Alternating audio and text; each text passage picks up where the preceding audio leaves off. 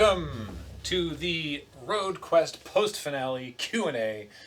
Whether you're watching live with us immediately after the premiere of the 12th episode, or if you're watching this on YouTube later in the week. Are you okay? I had this feeling, this just occurred to me, that this sort of legitimate reaction. When the thing ended, I was like, all right, time to watch whatever. And I forgot we were live to the internet. I got so used to hearing that music and being like, and now I will look at the chat and see what they have to say about the show. Gotta read my lines coming up here, okay? God damn it. Meanwhile, in the sub... Oh, goodness gracious. So yeah, if you're if you're watching this live and you haven't watched episode 12 yet, probably go watch episode 12. And if you are not, then hello and welcome to the channel. Yeah, we're going to be doing a Q&A about not just episode 12, of course, but the whole show. We had a form up for people to send questions into, and we're going to start with those questions, but then, of course, we will have questions from you watching now in the chat, because obviously that form went up before episode 12 aired, so, you know, we'll try to get to all of the questions that we can. And for anyone watching live who is subscribing or giving bits, thank you so much, and we will welcome you all at the end of the stream. Beej, before we get to the questions, what did you want to say? I wanted to say, hey, merch. Crying emoji, okay hand 100 emoji. Yes, this is the beautiful Road Quest emoji raglan is already up on the store. It's the most Adam merchandise we've ever Really made. very hard to make that out. It's so dark over there. This is Road Quest in the back and of Adam. Yeah, actually, you can probably see I it on love here. the color saturation. I love that the emotes It's have really that nice, weighted yeah. fair. And there we go. Weighted see fair. that? What word was I trying to say? I don't know, that's a weird phrase. Weighted fair? Kind of the damage. Faded wear. Yeah, the faded wear, the vintage look of it. The word you're looking for is distress. Yeah, it's we're really happy with what we've been seeing. We really like what we've made here for you guys, and we hope you like it as well. Yeah. I'm super proud of. This is the most Beej merchandise Yes. we've ever made. This is the 750 milliliter Contigo Kangaroo with auto seal technology, branded Road Quest. Has so many flippy bits and pushy bits, and has a pocket on the back if you want to keep your ID or your spare keys or something when you're at the gym. It's got like a carabiner Thingy. hook on the top of it, so yeah, it's just And double sealed mouth. yeah. You can fill it and turn it upside down, and it will not leak until you press the button to open it up. I love these, which is why I wanted to make one of these, and that's kind of how all the merchandise has been. Is that it's stuff that we like, that we think would be very cool, that you would enjoy as well. There's actually, Paul, can we see the slide? There's the Woodcock 500 wool cap, which is being custom made for us to our specifications with the Woodcock 500 logo, which Max Schubert, who did the main Road Quest titles, did. And that's only a mock-up because they're currently being made.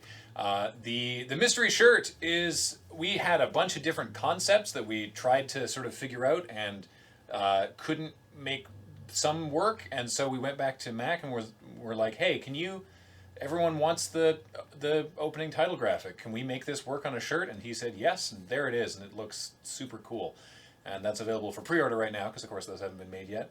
And you can get a poster and sticker sheet as well. And the spoiler, the last spoiler on the sticker sheet is a sticker that says "Singular Idiot," in the same style as the one that we slammed onto the back of the Sunfire. Yeah, But which a is full oval. Yeah, spoiler for episode 12. Again, this is gonna be full of spoilers for episode 12. yeah, and the whole series. So I'm sure Beej will mention merchandise again later on, but. Absolutely. Let's go to the questions. So, like I said, we had that form open, and there were lots and lots of questions that many people asked repeatedly. So I went through the spreadsheet, and I've condensed all of those. So first up, very quick and easy brief one, is many people asked, Season 2? No plans and nothing to say. Sorry. Carrying on. Thank you for watching Season 1, and we're thrilled that you're here. Next question. Who's a ghost? Also from many people. How did everyone get home, and what happened to the cars? Just want to go down the line on this one? We really should have set this up so that once we start, we're like, finally, and Beach just fades out. now that we're spoiler free. I actually just quickly, obviously not everybody is able to be here right now But They're that not doesn't- dead. That Oh doesn't. yeah, right. Yeah. Good point. Yeah. Ben couldn't make it. James isn't feeling well. Adam also, I guess, was busy with something else. So, yeah, they're That'll fool them. They're all also And alive. Ben is still in quarantine. So, everyone got home in different ways. Some people flew, and some people had to drive. Part of the reason, I mean, here's just like a normal budget thing. Like Jay, the sound guy, is like a guy who works in movies in town. He was a cool dude. He was a that cool you, dude. that you didn't Worked see out- even. No, you saw him once. There's a great shot of Jay at the very end during the toe thing. Holding his drink. He was psyched to kiss that toe. Yeah. Oh, we- yeah. Of the people on the trip, Jay was so pumped to kiss the toe. Like Yeah. he just kept talking about it. I was like, that's Well, I didn't know this. Wild. There's a whole series of Yukon Gold reality TV shows in Discovery, and kissing the toe is a huge part of that. And he's a fan of the show, so one part he's like, Yukon Gold Rush! And he's like, I get to kiss the toe! And those back and forth just kept psyching him up more and more and more. like, oh.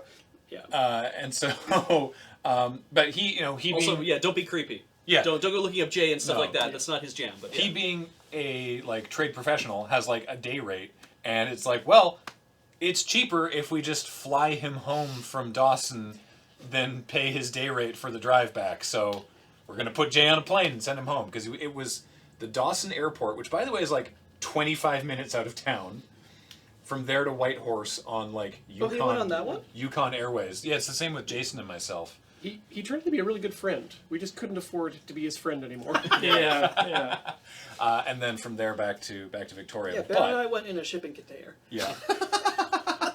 So Serge, Ian, Beej, James, and Adam. Everyone who has a driver's license. Right. All of you went into the rental GMC Yukon. XL. Unintentional that it was called that, because that had to be returned to the rental place in Victoria. Yeah, couldn't leave that car behind. So we were. But How we long were was the return trip? Well, we were in. Okay, so let's start from here though. We were in Dawson. Yeah. With all 3 cars plus the rental. Yeah. So everyone had to we had to scatter.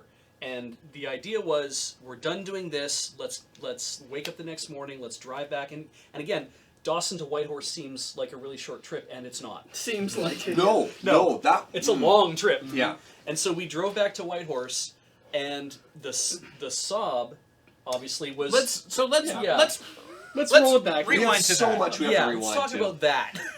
So the Saab, you saw what happened. The fan belt thing. It one was of those so wheels broke. just broke right off. It's And a tensioner belt for those who are curious. yeah,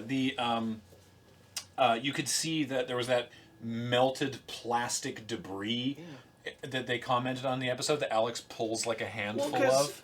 Because that was just hot, melty plastic Yeah. being spat around inside the It was engine. unfortunate because, I looked through it and I was like, okay, it's thrown a belt.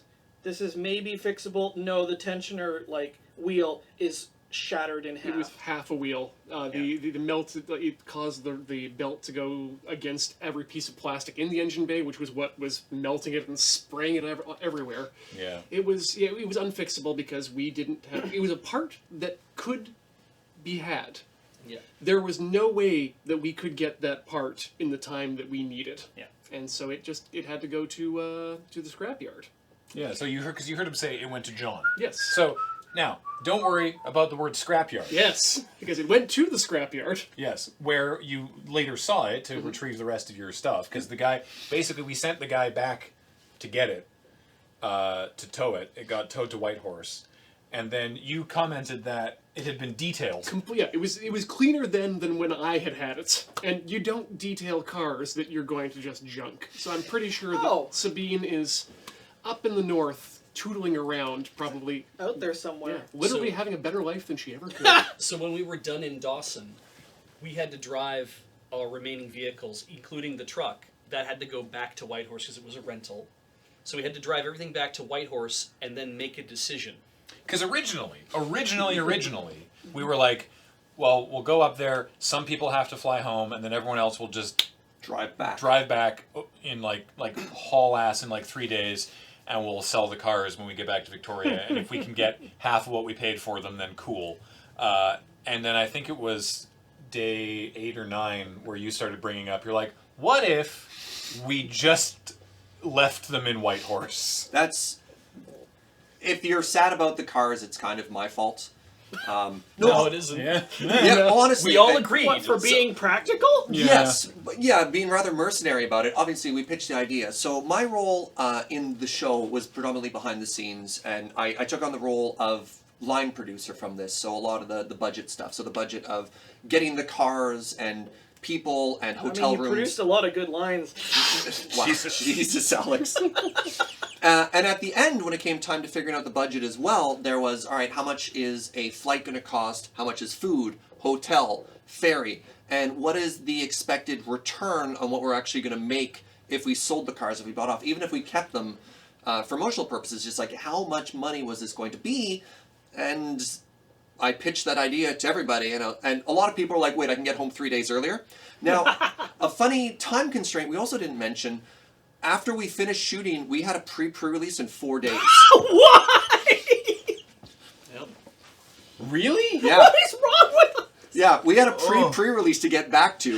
And I just remember James saying, if we get back in 4 days, I don't have a day off. If we make it back in 3 days, I can actually have a break between Road Quest filming and the pre-release. Right, so he just floored it. Didn't So he was like, we gotta hustle. Well, as Beach said, you guys deadheaded it. Yeah, we covered the 3,700 kilometers in under 3 days. So the way that this worked is that when we got to Whitehorse at like 9 a.m. Yeah, we basically had to wake up super early in Dawson and just haul it to Whitehorse. Surge or 130 kilometers an hour. Surge or somebody was on the phone setting up a potential sale with somebody in town. We showed up to the Walmart parking lot outside the Days Inn with the Sunfire and the Crown Vic. You guys were returning the truck. Yeah. This dude rolls up. He has a look at our cars, and because he was like, we were asking like $1,000 or something. For Anything. He's like, what do you give us? What do you give us? And he was like, you know what? I don't think I want these. Well, we still had the stickers and everything on them, right? It's like, I don't think I want these. And it's like, cool, okay. And we just drove them over to John's place and then signed them over to him and say, they're yours now. Everybody who was left, because we had, I think you flew home? I did. And then, of course, you flew home. We had shed most of the cast and the crew down to enough people that would fit inside the Yukon properly. And it's like, okay, let's leave. And we were, 20 minutes outside of Whitehorse, and the dude called you back? Yeah, and wanted to buy the car. I forgot about that. I actually forgot about that. I didn't even know that. I laughed my ass off when he did that, because I was going to be like, if you want him, John's got him. Because I think they were from competing scrapyards. I absolutely forgot about that. And I was like, get wrecked! Ain't yours! I'm learning that now. That's hilarious. There's, you guys know this, but the chat won't have known this. There was one other small timing thing that was entirely my fault.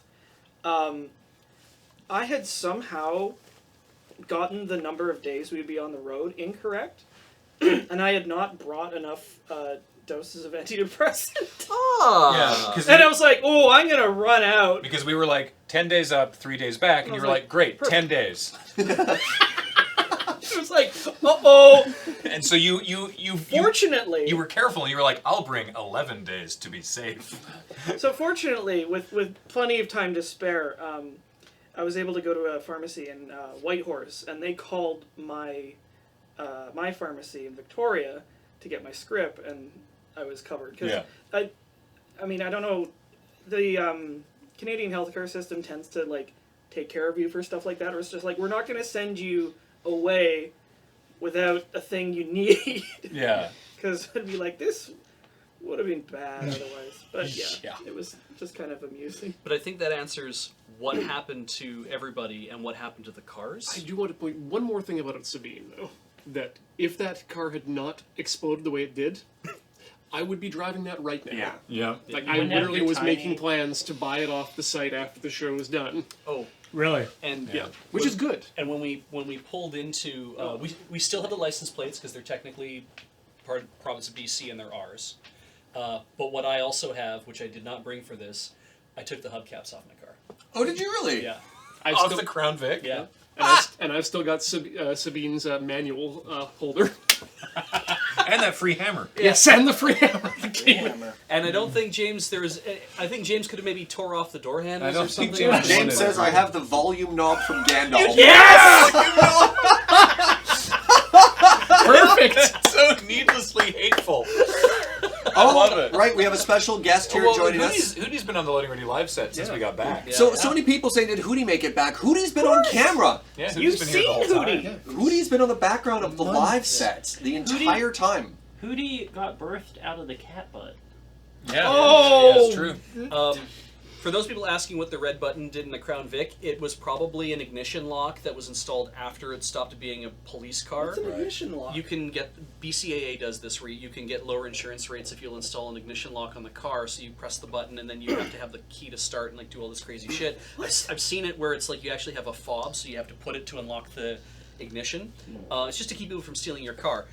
But this was definitely an aftermarket, not part of anything, and it did nothing. Didn't It do did nothing. We never used it for any reason. It was not a thing on the car. Yeah. All right. The next question that many people asked.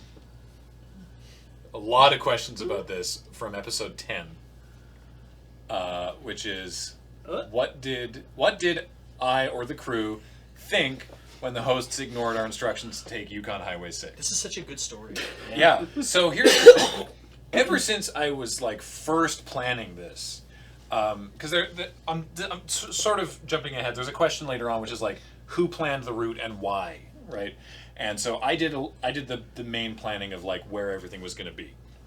And Aussie Rob is saying, was Yukon Highway 6 really part of the plan? Yes, that was always part of the plan. In fact, to me it was a key part of my plan. To clarify, no regrets that we didn't use it, but that was always meant to be there because I planned this route out. It was sort of like, okay, what's a good feeling for this thing? We're gonna do this as a mini series, so we'll do like 10 episodes. So what's something that's a good distance away that could be turned into a 10-day road trip? Because as you know, you can just, as we've said, you can make this distance in 3 days if you do nothing but drive and sleep. Yeah. And so it was like, okay, so we'll do that, and then we'll put it into like 300 to 500 kilometer days to allow time for stopping and filming and doing stuff like that. And where would be interesting to go, and then I was like, well, I guess, I don't know, like north, and I started looking into Dawson City, and then I found 40 Mile, and I was like, oh, that's really interesting, and then we can theme stuff around the Gold Rush, and we can stop at Barkerville, and so it's not just about, well, let's just take the highway, because that's boring, so let's find interesting ways. I had a bunch of different interesting other options, which maybe we'll talk about later, but the street view coverage on Yukon Highway 6, the Kennel Road, is not complete, but there are sections of it, and it looks astounding, but a terrible road, right? But that was going to be the this is the big like road challenge, The hurdle for the cars, right? Yeah. And it was intentionally left until very, very late. Plus, the section at Johnson's Crossing with the car graveyard is just like beautiful, right? It's like, oh great, cool. Like here's the turnoff.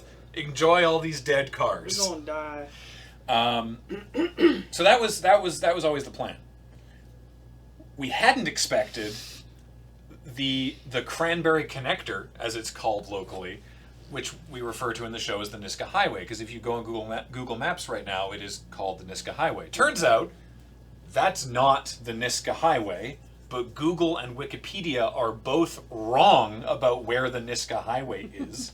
Oh. Yeah, and so that section of road is awful. And so when we were getting to that part, when we were starting that day, Serge and I were talking, and I was like, oh, and Jason was also a big part of these conversations. It was kind of like, we sort of have that content. Like, we have these cars suffer on a terrible road bit. Twice. Yeah. If we do this again, is it just going to be like, oh yeah, we've put the city cars on another terrible... Is it just going to be that, or is it going to be really worth it?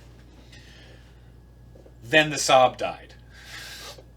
And so then it was like, okay. Like, to be clear, we had booked a hotel in Faro for that night. Oh, yeah. That was the plan. And then when we're at Teslin and Ian's on the phone trying to figure out how we can help fix the Saab, we were all in the diner, we had lunch, and we were like, all right, everybody, what do we do? How do we do this, and how do we show it on camera? What are we doing? And I put up my hand and said, I think I have an idea. Yeah. And it was essentially how you saw it play out. It was like, what if we make it look like we're about to do the thing that you wanted us to do, and we just revolt, we mutiny? Can we do that? Does it work? And you're like, well, let me think about that. And you worked out some ideas and like, well, if we do it like this, it could work that way. Yeah. So it's called a worked shoot. Yeah, exactly. Yeah. It's definitely the most like the most sort of constructed segment in probably the whole show. But the mutiny did originate with the drivers. It's true. So it is true. Yeah. And so yeah, I mean, like Serge and I had already been talking about like, you know, God, do we even need to do this? Is this, you know, is this just going to be miserable? And here's the funny thing about that road. There's a website for road conditions on Yukon highways. Mm-hmm. And if you click on it, when we were planning, if you go there and click on that road, it just says no data. That's ominous. Yeah. So Coyote ate the sensor. So I phoned the Yukon Ministry of Highways. Oh, nice. And it was like, there was a phone tree, and I'm like, okay, do that. And someone answered, and I was like, hey, I'm looking for information on the Canal Road on Highway 6. You know, do you know if it's passable? Because I know it's only open part of the year. And she was like, well, I know that at the western end, it should be fine for the first, 100 kilometers or so, but you should call Gord. Who's Gord? Oh, Gord from Canada. He's the guy at the Yukon Highways East office, which is in Ross River at the other end of the Canal Road. Oh, okay. So she's like, so I'd phoned the Yukon government and I'd talked to someone, and she was like, okay, let me transfer you. And I got transferred to Ministry of Highways. Ministry of Highways was like, oh, you got to call, I think it was George actually, but it was like, you gotta call George. You got a pen? I'll give you his number. Wow. So I write down his number and I call him, and he's like, yeah. Not even who. This No. is George. This is Gord. This George? Oh yeah. And I was like, I'm looking for some information on the Canal Road, and he's like, well, I mean, we're going out to clear it starting on Tuesday, so by the time you're up here, it should be passable.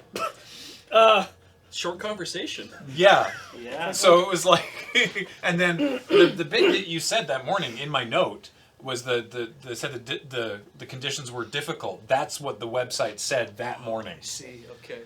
So, an interesting background that I don't know if it was ever clear or not was the drivers, for the most part, they knew the final destination, but we kept as many things inside the production car as possible. Yeah. They didn't know about the airstrip. They didn't know about anything. So oftentimes when we were talking about a route, we'd be in the car being like, okay, how many hours until we get to here? How many hours until we get to dinner? Do we have time to film this? And oftentimes, there's an interesting balance back and forth. Oftentimes, Graham had several more ideas of stops that we're going to take along the way. And then I would be like, well, based on the current route we're going, because one thing you might not be aware of, even though we might only drive 300 or 400 kilometers in a day, most of our driving days were probably 8 to 12 hours. Because you drive 50 kilometers, stop, pull over, the car's like, get on the radio, wait, okay, cameras are set up, drive by, okay, stop, review the footage, like, no, drive back, we have to reshoot. Yeah. It was really time consuming. Stay closer together. I mean, so that was also uncommon. You'll notice on day one that there's a lot more exterior shots with the camera placed on a tripod on the side of the road watching the cars go by than there are on any other day. We got real tired of that. Day one was stressful. Yeah, oh my god, day one. But when it came to destinations and stuff like that, yeah, there'd be a stress back and forth. I'd be like, we need to be in this town in 4 hours because the restaurants close at 8. Yeah. And so I'd be like, Graham, what do you want to shoot? And we're like, we're going to change the route this way. We need to get to this spot. I really want this as a closing shot for the day. And then, I mean, if anything, I wish we'd communicated with the drivers more about that in terms of where to go. So it was neat. When we say we got to a diner and we decided where to change stuff, that was it. It was then. Yeah. The almost all of the scenery was a legitimate surprise. Yeah.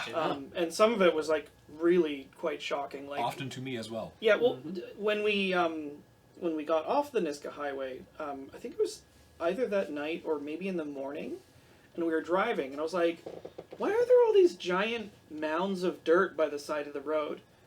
And it wasn't until we got out like later, there was like, Oh, that's lava formation covered in lichen. Yep. Just real quickly, I saw Seagullis in the chat saying, "Correct me if I'm wrong. Did you get government funding for this from the tourism board?" No, no. So, I contacted tourism boards for BC and the Yukon, Yes. and BC said this does not further our goals, and the Yukon never replied. and I just want to be clear with everyone because I keep saying this is like, why did you go to the Canadian Tourism Board? Yeah, we did. There is no such thing as the Canadian Tourism Board. There's Provincial? Heritage Canada, Yeah. and then every province and territory has its own tourism board. Yeah. So now you know, and knowing is half the battle. Yeah. All right. Next. Yes. Behind the scenes footage and stuff. See also the backer videos. Yes, we're going to do something. We have a lot of behind the scenes footage. Not a huge amount. There is not a loading time that we filmed for this. Because Why?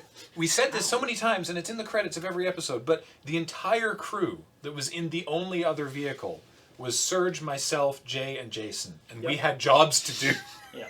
So there's, but you know, I filmed stuff on my phone. There's stuff that we filmed on those cameras that we didn't end up using, and we're going to do something with them. And the footage that was originally in the backer videos, I think, will be incorporated into that, so everyone will get to see those. One eventually. thing I think is actually really interesting too is that you guys would get into the car in the morning, Yeah. and we would shoot, and the GoPros fill up in about 3 hours, 3.5 hours. About 2.5 to 3 hours. Yeah. Yeah. So then we would all have to pull over, or we'd have to pull over in enough time to be able to get those cards out. At Yeah. which point, then the continuing trip, you had to be on the radio, Yeah. telling people what to do, talking with Search to find what the next thing was going on. You had to be taking footage off of those cards. I had the laptop Constantly. and my hard drive backing up all 9 of those cards. Yeah. Yeah. And filming B-roll out of the And then passenger seat. and so while all that's going on, it's like then it's like and making sure we're doing things and doing whatever, and then it's like, and at the end of the day, you and Jason have to haul all the gear back in, recharge batteries. You have to clear all the cards that you haven't cleared yet. Then you had to make copies of all the footage, so All we footage had was backups duplicated. of the copies. So important. yeah. So that all the cards would be clear for the next day, and it was how many GoPros running all the time? There was 9 in many. each car, 10. plus one on the front of the car, plus an auxiliary one that we could slap onto things. And and we had to have at least two cards for each one, so we could swap them in and out.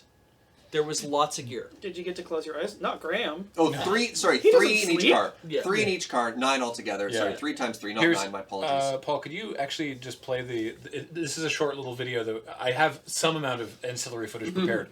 The one called Batteries. This is what Jason and I had at night. Something I don't think we've talked about a lot is this. All of this. Holy sh! This happens every night in the room that Jason and I share. Sometimes it's on a table. Sometimes it's all over the floor like this. And there are never enough plugs, except to Toggle Lake Resort. So shout out to John. But yeah, it's all the GoPros, the GoPros. These are the drone batteries, different GoPros, extra GoPro batteries. These are batteries for the Sony cameras. These are the batteries for the big Sony cameras. We got the radios. We've got these radios. That's another drone battery. Yeah. There's a lot of batteries. Is my point. Yeah. Judging by the carpet, was that Whitehorse? That was Chicago, wasn't it? No, I think that was Whitehorse. Yeah. Yeah. Oh, No, okay. Tataga had nicer carpet. Yeah. But it's just like you were so busy all the time. All the time. Yeah. Yeah. How could you possibly be shooting BTS? Yeah, it's because like a behind the scenes, it would have to have been like a completely separate An additional production. crew, yeah. Like it would, like their own, like a completely separate production, doing their own thing. And you can actually skip the next question, Paul. I'll just talk about that here.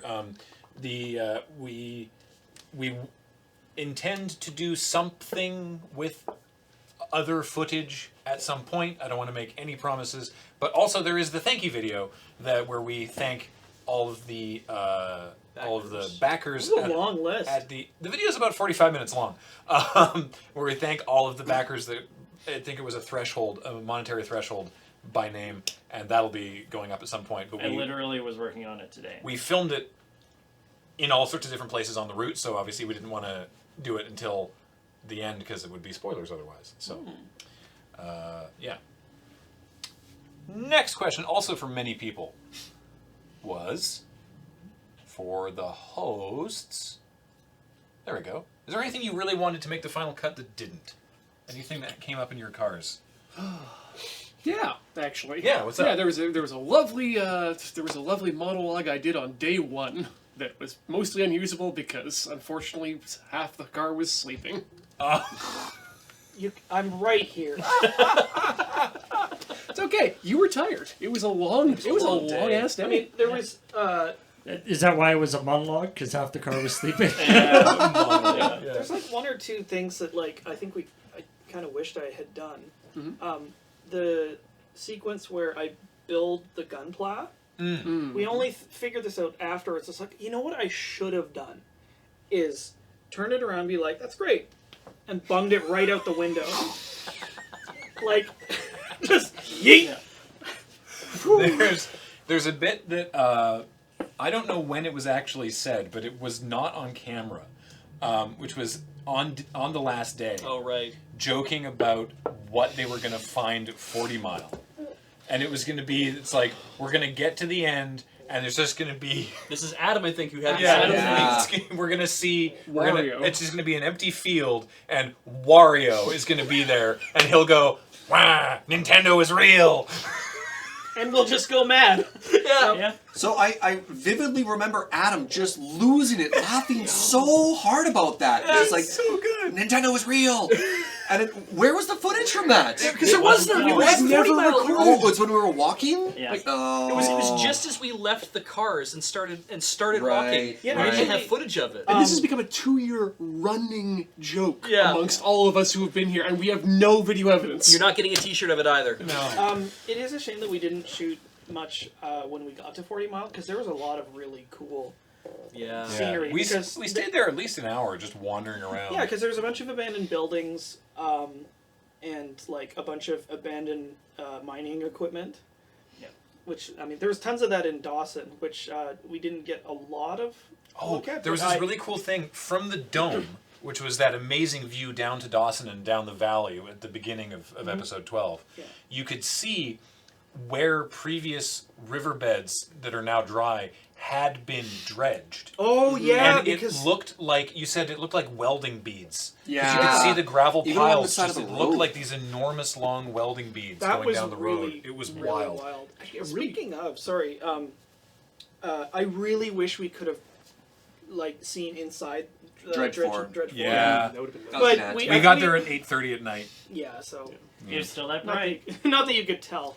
Something that I wanted to do halfway through and realized we couldn't at that very time was I was thinking when we were at Barkerville, like, hey, let's buy some pans, and when we get to Dawson, let's just go out to the river and pan for some holes, see if we find something. And Well, then get shot. Well, no, like we were all for it at the time until the man told us, "Oh yeah, you should not do that because basically the entirety of the riverbed is owned and partialed up into claims. So basically, no matter where you go in the Yukon, if you go to the river, you are on someone's claim and you are taking their gold, Yep. and that will really be bad." So, one thing... I mean, to be fair, yeah, that's what. Claim That's means. like Yeah, where claim claims. jumping. Yeah, So that's and so. that would be literally you guys claim jumping. So as a point too, it's like we got into Dawson at 11 p.m. right? So that part where James and Ben are driving across the bridge and Oh, yeah. driving into Dawson, right? And you saw what it looked like outside, and you probably didn't pick up on it. And then you saw like where we're at the bunkhouse. That literally was the next morning. That was us setting up. And there was no difference in how bright it was. Actually, Yeah. hey Paul, That you want to was just hit? weird. This is like a 30-second video. Hit the one called Dawson. Oh god. Anyway, it's 20 past midnight. Okay. It's amazing the effect daylight has on the body. The iPhone 11's great. Like, I'm tired because it was a long day. But This is after we're done filming? Yeah. I'm not remotely sleepy. Very excited and glad we're not staying I don't know there. why. Yeah, it's. Oh, you turn it down in the room. Because that building's got problems. That So, shot yeah. of that shack. Sorry, yeah, I turned it down in the room because it was echoing. Oh no. Okay. Oh, okay. That house that's doing that Yeah. has a plaque in front of it. Yeah, I was saying I'm glad we weren't staying here for the benefit of the people in the room. So it got the hour of civil twilight was I think between 2 and 3 a.m. It was weird. because I was still awake at that point. So one thing, the sort of misunderstanding I had when I was booking hotel accommodations, when I was looking for accommodations and destinations, it was oftentimes what is going to be an experience and what is something that might show up on the show. Right. And typically, once we got out of the cars, we stopped rolling, other than stand-up and other than when the day was done. So if I had known that, I would have just gone for the most boring, comfortable accommodations everywhere, generic hotels. I mean, But sometimes there wasn't a choice. in some places we went, there's like, this is literally the one place you can stay if you want to be in this city. And we're like, Chautauqua okay, Lake, that probably. sucks. But like in Dawson, 6 weeks, 2 months out, I thought it'd be great. Yeah, we're going to get up there. There's going to be this old-timey bunkhouse hotel, and the photos looked a little bit different. And when we got there, it was a hostel. I thought it was a hotel. It's called a hotel. It was a hostel. They were thin doors with no room canceling, 2 beds in a room, single beds. The bathrooms...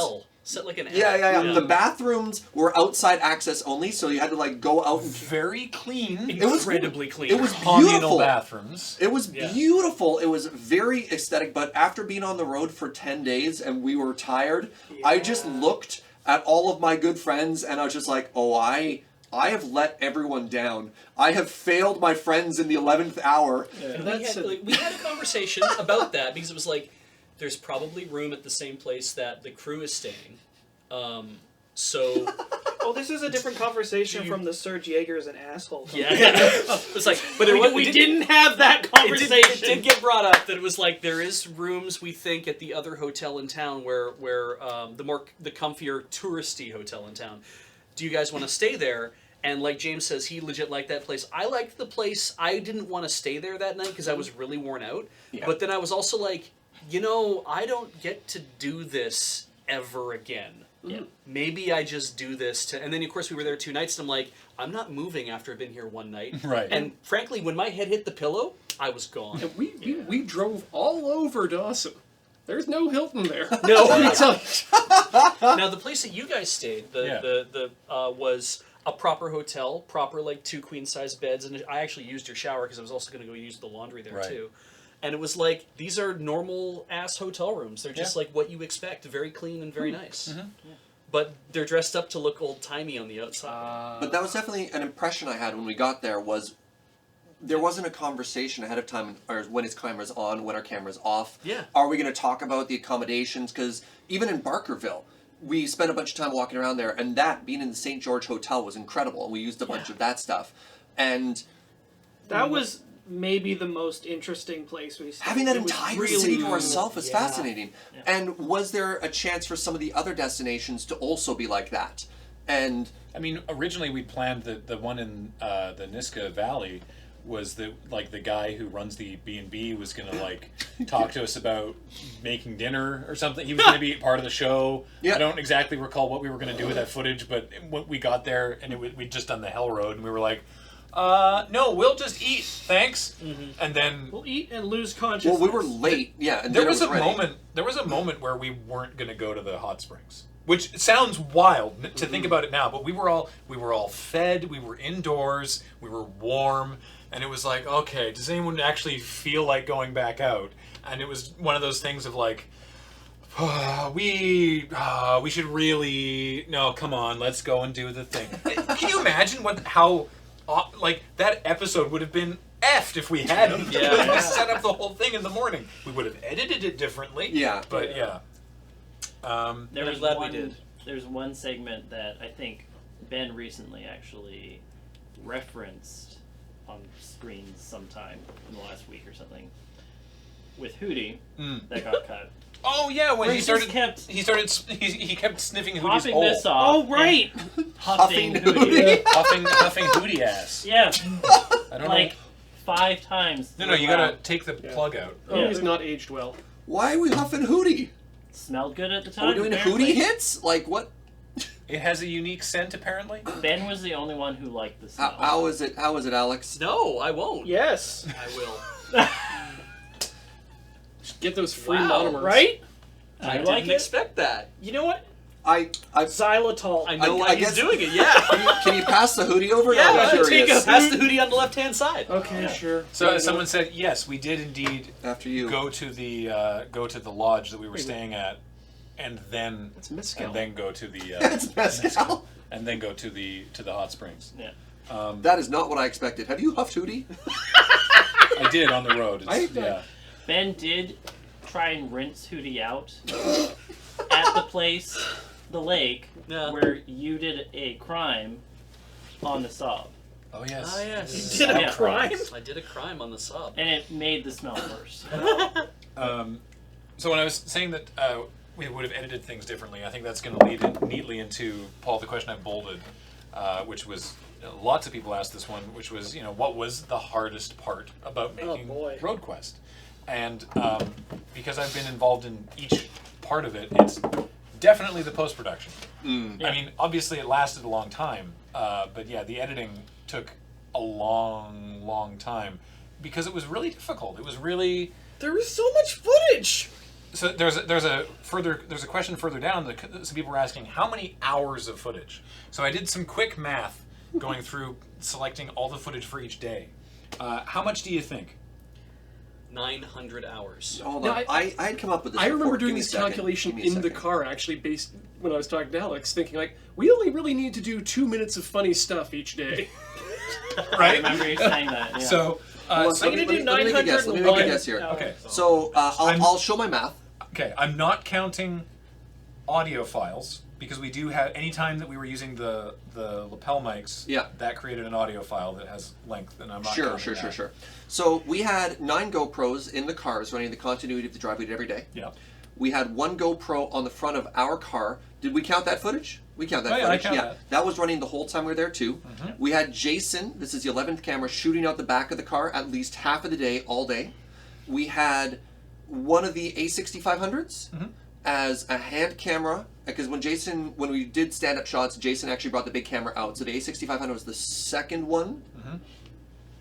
Which I was And- using to film B-roll And out we the had front window. and we had the drones, but the drones maybe only shot like an hour a day. So I'm going to say if that. So I'm going to say that They there only had were the drones only had like 20 minutes of flight time. A day. 11 and a half cameras that were running 8 to 12 hours a day, so 10 hours a day.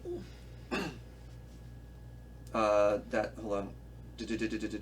So 11 and a half cameras times 10 hours I a see day people going times wildly. 10 days. I'm going to guess 1,200 hours of footage. So you're far north actually. Really? Yeah, it was I'm going to do it in days. 19 days, 14 hours and 48 minutes, or 470 Oh, okay. hours. Now, I did a first pass. Which there are a couple things that doesn't count. Yeah. I did a first pass to cut it down into chunks. And then every day was down to about maybe 3 hours. Your first pass got most days down to like 5 or 6 Oh, hours. sorry, five or six. I did my second pass to get them down to 3 or 2.5 hours so that Graham could do his first pass. And then Kathleen did her audio pass, which is like really fun. Yep, work. so like big ups to Matt and Kathleen, Yeah. who were not visually well, and I mean Graham wasn't seen in the show either, but holy No, fuck but did like they I do talked work. about, yeah. So it was like multiply. What's the up? number. How many terabytes of raw footage? We have not looked at information up, have we? It's We have a rough idea. because it's about because those are 4 terabytes. It's about 10 terabytes. You will not be getting Road Quest footage as a thing you can buy No, hell no! because you would not be able to afford it.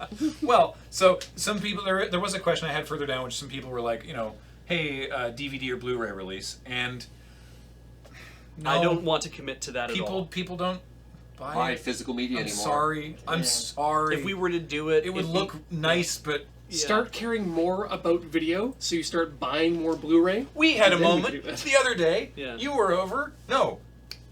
Friends of Kathleen's were over. Yeah. From Vancouver, and we were like looking at what movie we wanted to buy or wanted to watch, and we've got Netflix, and someone's logged into Disney Plus on our PlayStation, and I've got Amazon, and we were like, oh, that movie, can't find it. Wow. What about this movie? Nowhere. Eventually, I was like, right, we're gonna watch this movie. Couldn't find it. Went, don't worry, I have it on DVD, and we watched a fucking DVD. in the year of our Lord 2020.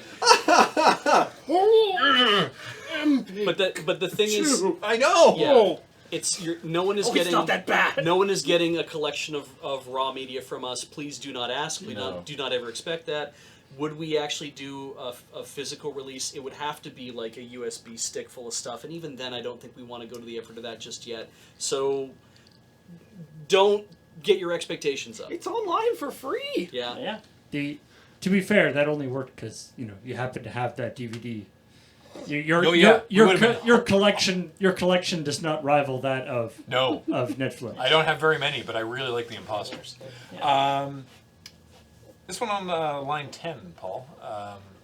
There's an error on line 10. Just because it was mentioned and some people were very curious. What were the other cars Ian and Beach looked at? Many during the trip. James looked at some other yellow convertible, didn't he? Yeah. I made Serge's wife difficult. I have a spreadsheet.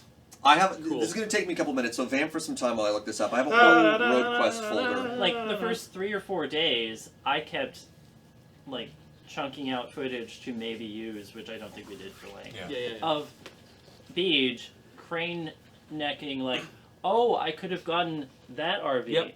Or that There's ambulance. one for sale. There's one for sale. Sale. Oh, I So, could have gotten that. The day of the reveal on the vehicles, Yeah. I was really hoping and expecting Ian to show up in one of those miniature The little Japanese. Subarus? No, not Subarus. It's just a K car though. Yeah, he meant like a K truck. Yeah, like that. Yeah, the Suzuki. tiny The trucks. ones, yeah, They're tiny they're flat carry. they're right-hand drive, and they're way smaller than they feel like they should be. I was like, he's gonna get one of those. I considered it. I honestly did, and I didn't because I knew we were going to be going at highway speeds for a very long time. Smart. Part of the reason Serge has a spreadsheet is because I had a spreadsheet because I had saved searches on Craigslist. Another local one and a third local storage thing for both Vancouver and Victoria. Because Vancouver had way more options. Yeah. Which I had is to why go to you had to Vancouver. go to Vancouver. Multiple times. Yeah. Multiple times. So the way the bind process worked, here's another... The layers of secrets of this were ridiculous. And it was hard.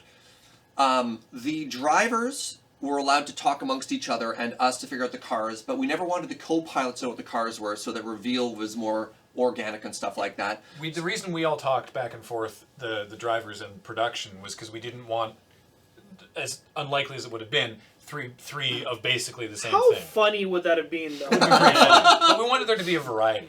Three GT Sunfires. Originally, I really wanted Beej in one of those Chevy vans with the RV clamped on the back. A Vandura. A Vandura, yeah. I wanna take a moment later on and just talk about RVs. Just later. We'll take that and put it there for now. Yeah. So so that was layer 1 of secrecy. So they'd all talk about stuff, and then once and the co-pilots didn't know, and then Jason, Graham, and I would have meetings about the destination. We'd keep that secret from the drivers, and then there'd be the public information that everyone would have, and there'd be these different tiers of okay, what level of clearance do you have for us to have this conversation? Okay, co-pilots at the lowest clearance, we're going on a trip. Okay, let's talk to the drivers. You have tier 2 access. And finally, it was never that. No. It was never that structured. So the co-pilots would talk amongst themselves. They'd find cars. They had a budget. They would send the list to me. Then I'd start making phone calls, actually being like, okay, is your car available? When can I see it? When can I test drive it? All right, when are you available to test drive it with me? Because it's important that they got to do that. If the test drive passed, let's go get a mechanical inspection. Oops, mechanical inspection failed. Let's start that all over again. Ugh. So my spreadsheet for all the drivers, including titles, has over 45 lines. James predominantly wanted a sports car, a convertible. So we're looking at 2004 Mustang convertible, 1996 Mustang, 1999 Accord, the Pontiac Sunfire. We even went and test drove a BMW. That was pretty nice. It was a luxury car that had fallen on hard times, but was not a convertible, so we didn't end up buying that one. 3 or 5? It was a 2000 BMW 323 4-cylinder. I see. Yeah. So that was neat. Beej and I looked at 7 cars together. And the list of cars that Beej was looking at, 1976 Dodge Motorhome, Dodge 360 Motorhome, Victoria van, a Chilliwack small RV, Ford Motorhome, 1976 Vanguard Class C 20-foot. Just these ridiculous trucks, all of which failed mechanical inspection. They sure would. One of which didn't even have operational brakes. They had to use the handbrake to get it to the mechanic. I don't know what they thought was going to happen. Part of this process was, if it's cheap enough to buy, and we could get the thing repaired under the $3,000 mark for each vehicle, it would be worth it. Yeah. But If you people are trying to sell this shit, and they're like, "Oh, everything works just fine," and you show up and you find out it doesn't. if you arrive at the mechanic to do the inspection, having to brake with the handbrake, doesn't the mechanic just be like, It no, So, it failed. I'm I'm- just gonna say you right now. This might be me being like rose-tinted glasses and everything. I don't believe a lot of the people we talk to are malicious. Yeah. I think a lot of people are like, oh, I bought the car 30 years ago and it runs fine. Oh, It must be fine. Not malicious, just stupid. Have we talked about what the price range is for the cars individually? Not individually. We said the budget was. We stated in the first episode. We don't Yeah. need to worry about that. But Ian. here's my search. By the way, the search was car. Price range $0 to $1,000 beyond the maximum price range, because there's wiggle room. You can negotiate. There was wiggle room. Yeah. Manual transmission, Right, of course. not front wheel drive, if possible. So I have over 20 rows just from Ian. And of those 20, 1, 2, 3, 4 were in Victoria.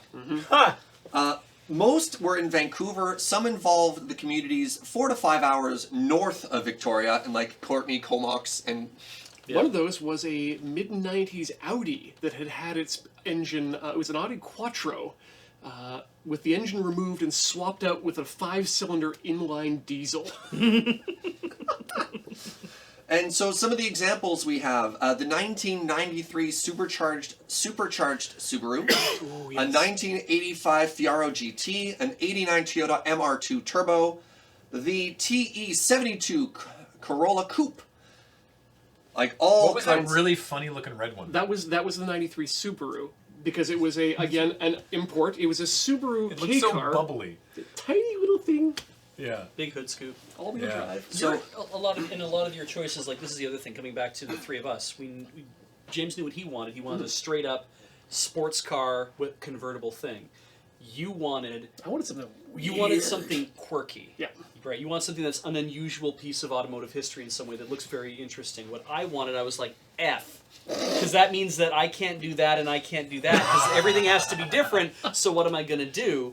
Because I saw a Volvo 850 wagon that I was like, that would probably work. That would have been good. And I was like, but I can't get that. It might be too similar to what they're getting. I got a 1999 Mercedes-Benz E300 turbo diesel that fucking ruled. And I wanted it so bad.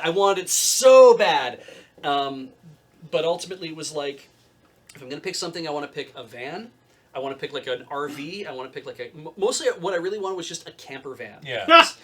Like And something we that has a found pop one- top if we could get it. We found one that like almost worked. Yeah. But the passenger seat was like It was like a smaller. milk crate or something. It was a smaller seat, and it was like right against the right hand Yeah. wall. So Adam would have just been like this, Side and the Beach was whole like, time. "I can't do this to No, Adam." I can't do it to him. I went and sat in motorhomes in Nanaimo, like all over the place, like Class C motorhomes. If you know what those are, the ones that have the bed over top of the cab. Yeah. I went and looked at all that stuff with the intentions like, and asking the dudes like, how does this do on the highway? Like, we can get 90 out of it. I'm like, no, sorry, no.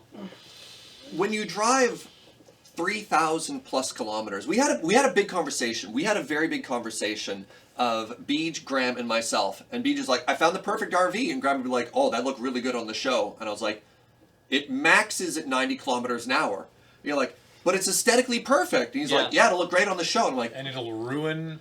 it'll ruin all all of of our our days. scheduling. It's just like, we need to do 15 days on the road. Like, you don't understand how much that It's will like we screw literally us. won't get there in time. Yeah. Yeah. Like the Hell Road It was when they were Oh going yeah, slow. but a and they GoPro hated it. inside that car with all the furniture and stuff just like flying around. Yeah. Oh, So like people are saying, oh, it's going to cost you a fortune in fuel. And it's like, yeah, but the thing is that the show was being made. we came under budget on fuel. Yeah, the show was being made because it was going to be a show. It was going to be you were showing off something. Is that Yeah. it had to be the look of something, and that's why a lot of the choices are. You're trying to make choices that are like, this is going to be a visually interesting thing. Yes, we know it's going to be expensive, but we only get to make this once, so it might as well be interesting to look at. It's all about the aesthetic. Lucking into the Crown Vic. I can't believe you did So that. good. Also, I don't know how it passed mechanical inspection when the check engine light was showing all the time, but it did, apparently. So one of my favorite stories of Road Quest is we're leaving 40 Mile. We're on the top of the world highway. We're driving back, and I was just like, "Hey, Beach, I'm really glad you didn't get an RV." And then Yeah. Beach gets back on the radio, and he's like, "You know what? Me too." Me too. Yeah, Can you call it a caravan, please? caravan. Yeah. One thing I did want to, I think I actually deleted pictures of it. I went up to Nanaimo to look at a van. It had a Chevy 350 in it. It was a big V8 van.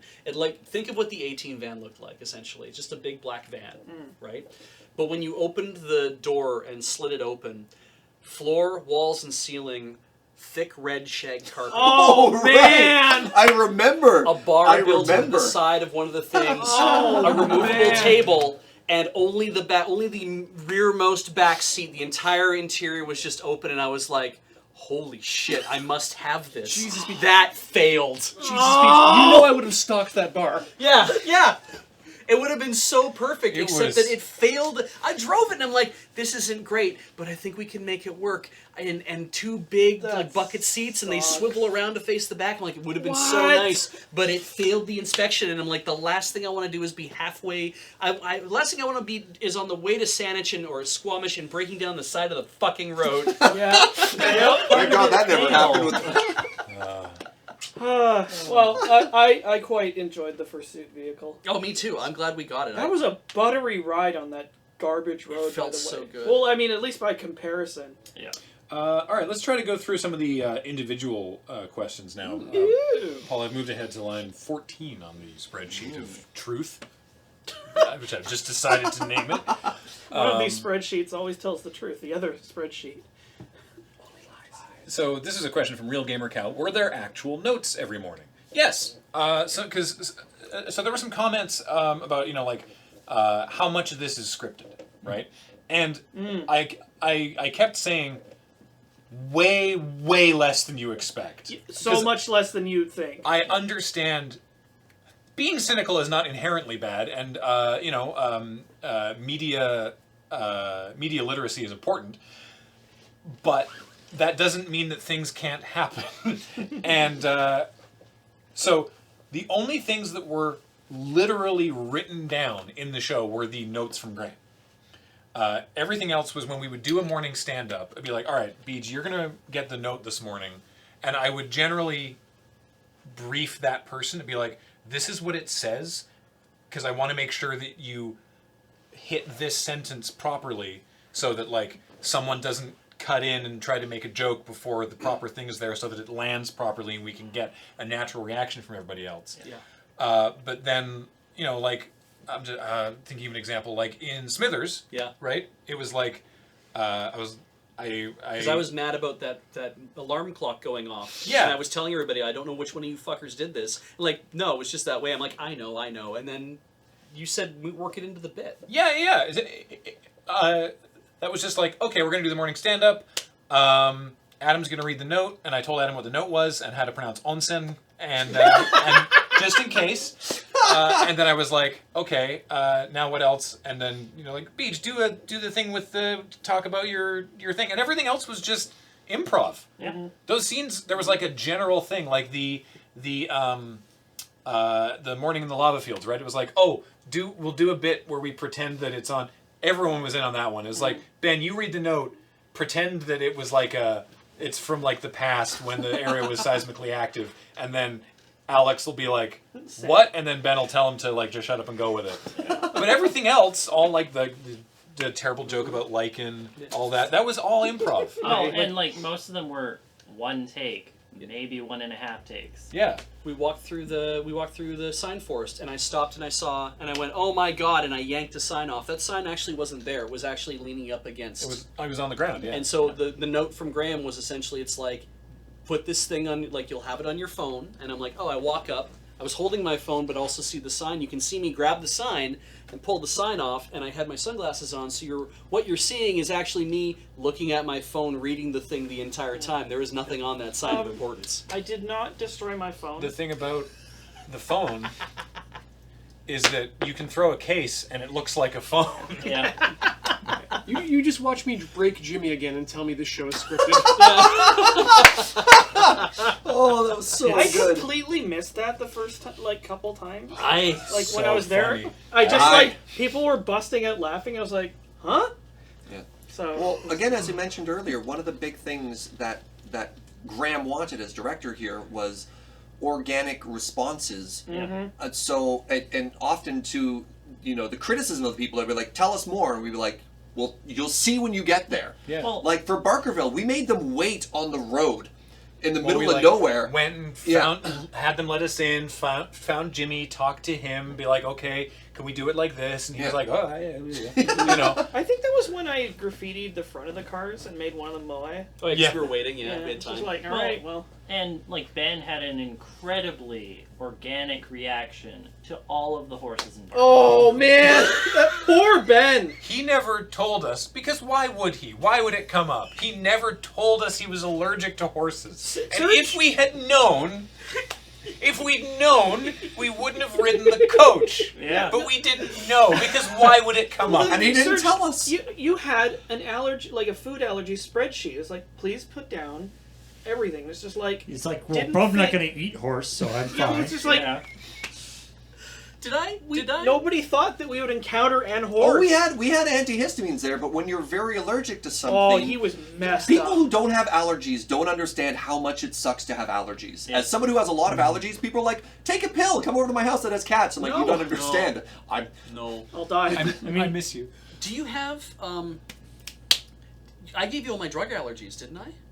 Likely. What? Yeah. I can check. Like that's the thing is that I am You allergic. can give them to people? No, I'm allergic to several. Hold still. I'm allergic to a lot of pharmaceuticals, and I don't have my medical alert bracelet with me normally, because I actually forget where it is. But the thing is I'm like, Yes. people need to know all I have of a your list- allergies. I have a list of all of Beej's weaknesses. And it's kind of like, Ben, if you're in chat, you should have said, "Oh, hey, by the way, I'm allergic to horses and grass," or like all this other shit, just so we would have known, Sir, just in case. Which one of his I meridians is don't- unprotected? To be clear, I don't blame him for not bringing No, it up. no, I like that. But I'm just, it was, that's why, like, he was upset because he was allergic. He wasn't, like, mad at us. No. And we felt awful. So it was a whole, everyone was like, well, this sucks. Whoops. He soldiered through it. Oh, yeah. He took a lot of pills. And it's why the morning of Barkerville, he seemed more together than when they arrived. Full of drugs. Because full of drugs. Full of they drugs. take like an hour to kick in. They often take a day to kick But he in, still or went on the several days coach? to kick Yes, in. he did. Yeah. Because he's not a quitter. Yeah. Yeah, like I that's know. the thing. He could have It's been not. like, I'm not going to get in the horse carriage or gone around. And that it, would have but been no. fine. Yeah. But, he didn't bring it up. It was only when we got to the St. George Hotel that he was like, Help, I'm dying. I'm so allergic to horses. And we were like, You're what? Oh, no! Why did you get in this thing? So he like went inside and lay down for a little bit while we started doing the walk around. He and I walked back to the car and got pills for both of us. Yeah. And then, Are you allergic to horses? I'm allergic to grass, Oh, and okay. sometimes the hay can set me off. But I'm yeah. allergic to horses, which is why I walked behind with the camera instead of being in it. Let's go to question 15, which is from Flat Luigi. Did Alex bring any props that didn't end up being used? Oh, probably. I brought a bunch of stuff. I actually The flags were great. I actually know the answer to this because I was just watching episode 12, and you can see there's those Japanese-style director megaphones. Yeah, the red I one, got and the those yellow one. ages ago. And you can see them in the back seat of the F-350, but they never came up. Yeah, I think I brought more stuff than needed, and I got additional stuff like that. That trophy. Yeah, those. I wondered where these came which from. became that trophy, which became a fixture of the show. I picked up I want to say on like day 1 or 2. I thought you got it at Princess Auto. No, I got it at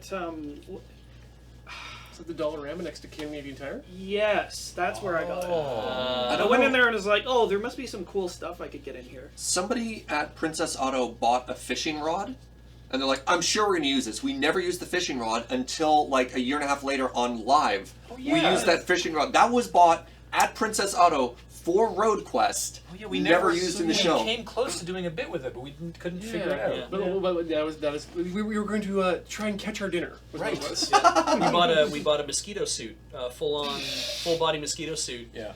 We thought though that'll come up at some point. Oh, James said the rod was bought further north. Oh, was it? Oh, okay, that The- wasn't from Princess Auto? The, Okay. Rings from the the that terrible. Stay Watch Jimmy Bill Home Roland on TV. Yeah. Thermometer. Yes. I think Serge just threw away. Yeah. The I survival. returned almost everything to Princess Auto because you can do that. The royal guarantee, you know. I never had to use the soldering iron I brought. Okay, Thank so Christ. speaking of things that were not scripted, the survival tin did legitimately have exactly 2 nails in it, and there happened to be a hammer in the trunk of the can't car. believe that. Don't know why or how. So beautiful. It was weird. It was a little weird. Did you get Niku from? No, I Princess brought Auto? her from. I home. just loved that was the first time she showed up. Yeah, one time. Yeah, and you were like, "Oh, I'm ready." It's like, One and only Sometimes it's just like you gotta get the one joke and that's it. time. Yeah. we answered Lord Hosk's question about how much filming and how many hours of footage. A lot. So next was this is a quick one from LBD Night Train. Was Road Quest always going to be about 12 episodes, or was it determined during the editing process how many episodes there would be? During the editing process. Yeah. So partially. So it was originally going to be 10 days, 10 episodes. That was the plan.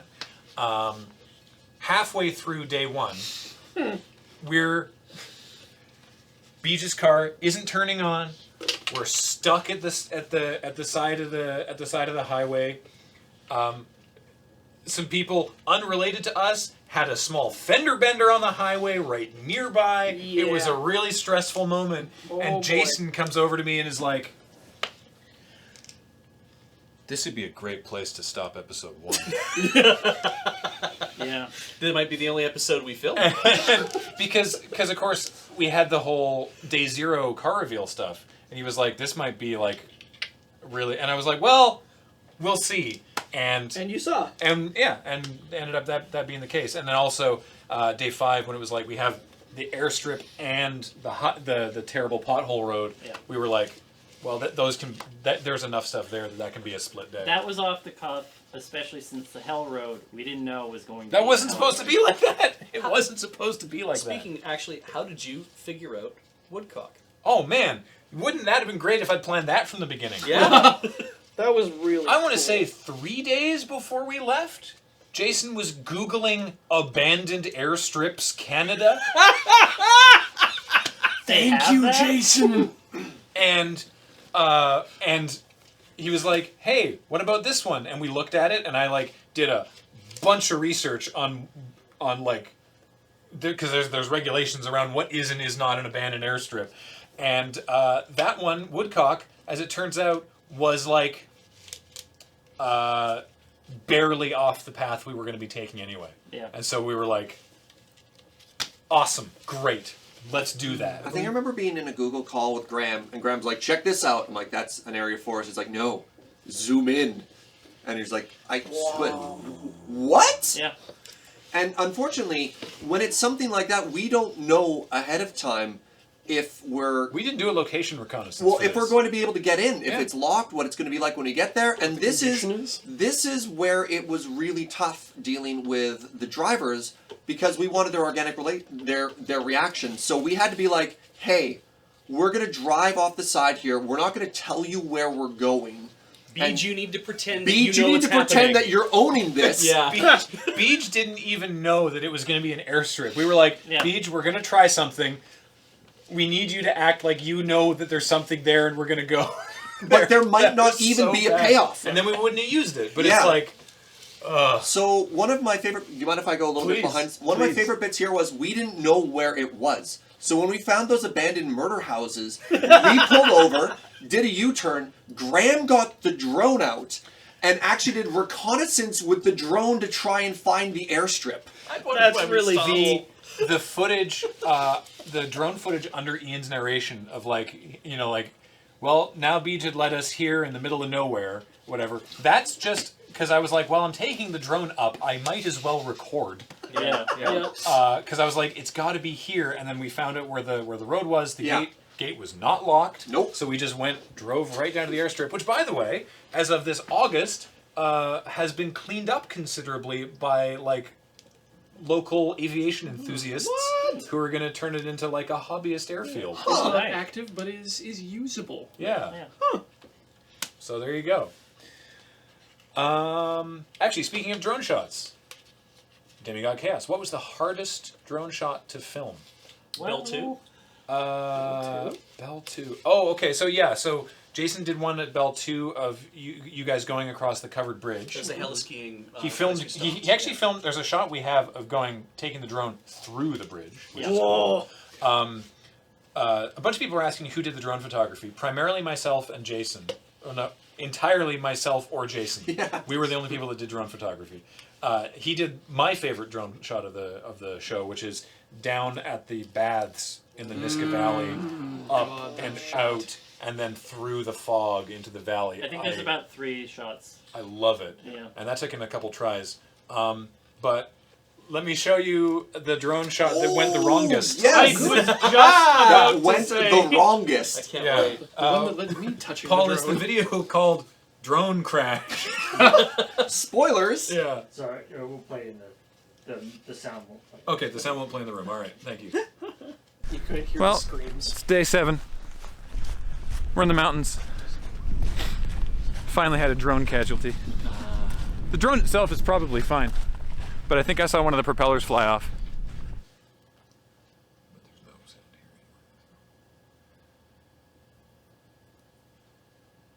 We used this shot in the show. Yep, there it goes. And then it like, Did it try and right itself? yeah. Oh no. Yeah, the trick with drone stuff. That's why we bought replacement propellers. I was gonna say the trick with drones, especially those kind of like quadcopter style ones, is they are inherently sort of not very stable, Yeah. and their stability is based on extremely powerful computer stuff working overtime. And so when it goes a little bit wrong, it goes immediately completely wrong. Zero. So how did that happen? Well, because I was aiming at the cars and moving backwards, obviously I couldn't see where the drone was going. And there was one poplar tree quite near the road, and the drone has like proximity cameras all around it to prevent collisions, but the spindly branches at the very top were just not big enough to register. And so one of the props hit a thing, snapped off, went firing off into the woods somewhere, and the thing dropped like a stone. Yeah. And it was fine. I mean, not fine. It's two of the props broke, and we had spares, obviously.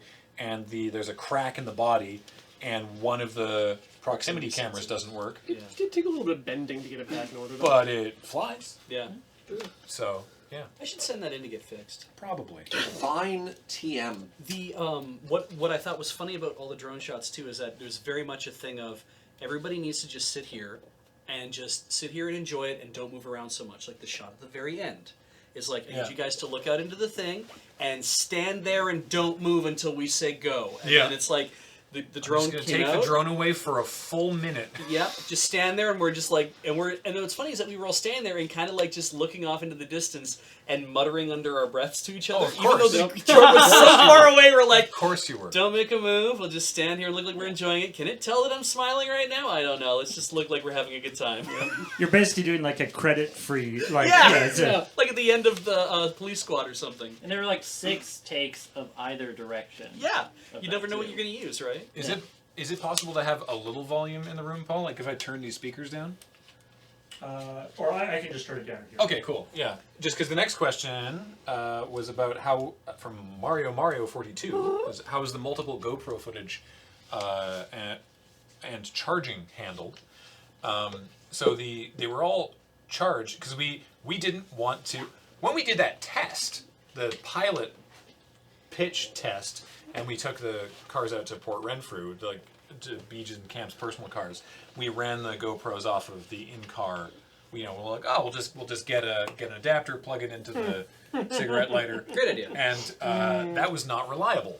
And as we found out from the Crown Vic failure, that would have been a terrible thing to rely on.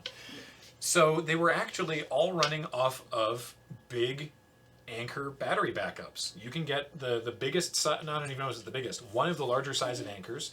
It charges fast, which is great, and it has a high capacity and 3 USB ports. And so every morning the GoPros in those cars started with fully charged batteries, 1, 2, and 3, and plugged into the battery. And so as the day went on, their battery wore down, but then they charged off of the brick, and that lasted all day. I feel like they're about like 50,000 Yeah. lamps or so. I don't know where the other ones are. It was a hell of a thing. Just this. Because it's like That was it. the chirps of the GoPros. We've every got day. good use out of God. that. 20,000. Oh. 20,000 milliamp hours. We also had to. Which we knew that would work because Jason had 3 GoPros and one of these at his house in Texas, and just plugged them in and drove and just let them run to see how. And he's like, I think these will last like a day and a half, and so it worked.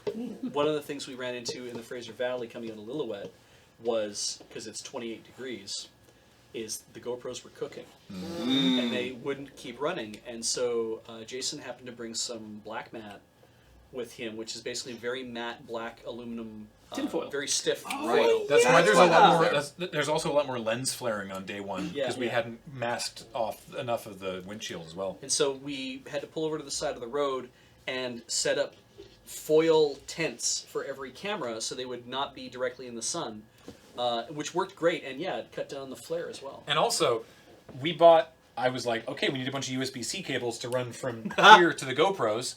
So bought a pack of like 12 or whatever off of Amazon.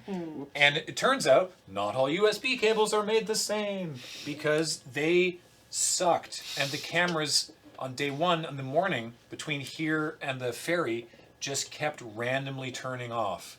And let me tell you how stressful that was. Profoundly. Yeah, on the morning of you leaving to do a thing. It's like day one, the morning of day one. And so we got off the ferry in Horseshoe Bay and turned right and went to a Best Buy and bought some very expensive USB cables, praying that fixed the problem. And it did. We had to And rewire. then we turned back on the highway left and went north. Which meant we had to rewire the entire car. All 3 cars. Because everything had to come to a center point. These were long cables as well. It was, not great. Ugh. That sucked. Anyway. Right. So, yes, speaking of GoPros, let's look at some GoPro troubles. Oh. It is now raining, which is an interesting change. Back window's still open, but there's nothing coming in. How are you doing back there, Jason? Great. Good. It's chilly. Awesome. Jay is also doing fine. I can turn the heat on for you. You doing all right, bud? Fine. I'm doing fine too. All right. We just found out that everyone else read Serge's notes and brought a raincoat, and I did not because I'm real smart. My window, as you might be able to hear, is also cracked just this much to run a cable out to the GoPro on the hood. It's doing fine. Jason, your braided cable is getting a bit damp. Okay, well, he's fine with that, so. What's going on, Jason? Got a little wet GoPro. How did water get in the GoPro? Might have strapped it to the side of the car in the rain. Oh. Near a tire. Oh. Whoop.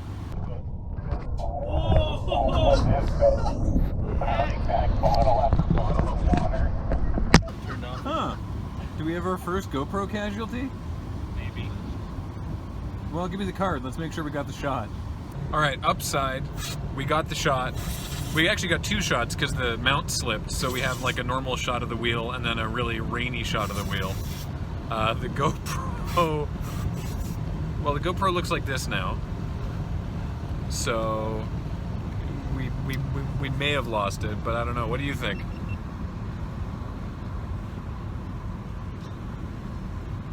I think it works. What? Really? Haha! Hey! Not bad, GoPro. Whoop. Goodbye. And we lost it again.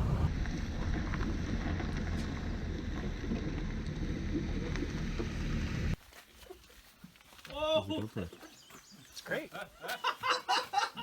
See, it's oh, perfect. it's so knocker. He's like, oh, it's fine.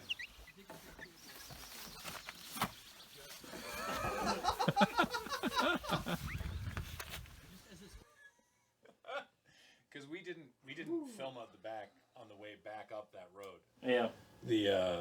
When You didn't want the window up. Yeah, that was actually briefly. So that was the conversation that they had when they're like, well, we can take a normal highway and go all the way back down to Terrace and then back up and around again on proper roads, and it'll take 3 extra hours. No effort, let's just go back up the terrible potholes was a real conversation that we had. Yep. And basically the concession that we made there was it's like, well, we don't need footage of like, oh, we have to go back over this road again. So we were like, all right, well, let's just do the montage that you saw where it's like, we'll just record like a minute of you going like, oh, this sucks so bad. And we'll just be like, so we did the road again, da da da da da, and then back on the highway. And then for the rest of the time, just turn your cameras off, turn on some music, just drive, don't worry about being on for the show. And that worked really well. Yeah, It made my job easier. I Yeah. slept through that second journey. Nice. That's Nice. impressive. Well, slept in air quotes. There's an interesting shot from the GoPro thing there of the state of the inside of the crew car. Because I know I saw some questions and comments and stuff like that being like, oh, the crew car must have been so nice. But you can see Jay is crammed in a tiny little corner. Yeah. And I don't know if this is... So something that was very interesting of experienced filming production people. You and Jason brought your own pillows, brought your own blankets. Jay brought his own pillow, brought his own blanket. Me, a peasant, just sleeping on regular hotel accommodations. Yeah. I don't know what the secret tech there is, but apparently if you've worked in film long enough, you just bring your own pillow everywhere you go. But Jay slept most of the time, just like headphones on, pillow, blanket, out cold. Well, because Serge and I just listened to whatever music, well, I guess I wanted, but Serge was cool with it because we were in the very front seat. And Jason couldn't hear anything at the back, so he just did whatever. And then as soon as we started playing music, Jay was like, and that's my cue, and just like cranked Van Halen and just started just like rocking out to like, you know, the kind of music that Jay looks like he would listen to. But then, Yeah. so the seats are all folded down to make room for Jason to have a way in and out of the back. The back seat was entirely, or the trunk was entirely the tripod, and whatever gear we could cram around the tripod so it wouldn't move. And then there wasn't extra space. It wasn't roomy or anything like that. The back was always open because Jason was filling out of the back, so it was always loud and cold. And then the GoPro at the front was physically plugged in, so Graham's window was always open. So it was also always loud and dusty and cold. When we did in episode 2 or 3, when we did that dusty road, we had a ½ inch of dust on every surface Awful. in the back of the I don't car. have footage of that. I mean, I do, but not here. Yeah. It was so dirty inside the crew car. Everything. It had surprised me that we didn't get any like 3mm vapor barrier plastic and just tape off the entire window and cut a hole in it and tape the lens into it. It Yeah. wasn't. That wouldn't have been. Yeah, he couldn't. It wouldn't have given him the range. Because he wouldn't have been able to move the Yeah. camera, because you saw the pans where he'd go down and Yeah, up, yeah. you know, just a little window out of the back. Detailing. It was a rental. We just gave it a vacuum and we're like, here you go. Let's see. I don't even know what's. So we answered. What route did you choose? Why did you do this? What's wrong with you? Okay, so here's one from Dr. Chillbrain. Were there any locations you wanted to have as part of the trip, but for one reason or another couldn't? I mean, we talked about the going on the Camel Road. I really wanted to involve somebody from the Niska Nation in the episode where we were in the Niska Valley, but they did not return our emails. I think there's some more stuff we wanted to do at the mine site too. At the Cassiar? Cassiar? Yeah, Cassiar. Oh yeah, Cassiar. It was kind of like, it was amazing, but I was like, I thought there would be more Yeah, stuff. it was cool. It was cool, but there was just like Desolate. remnants. I thought Yeah. the roads would be open.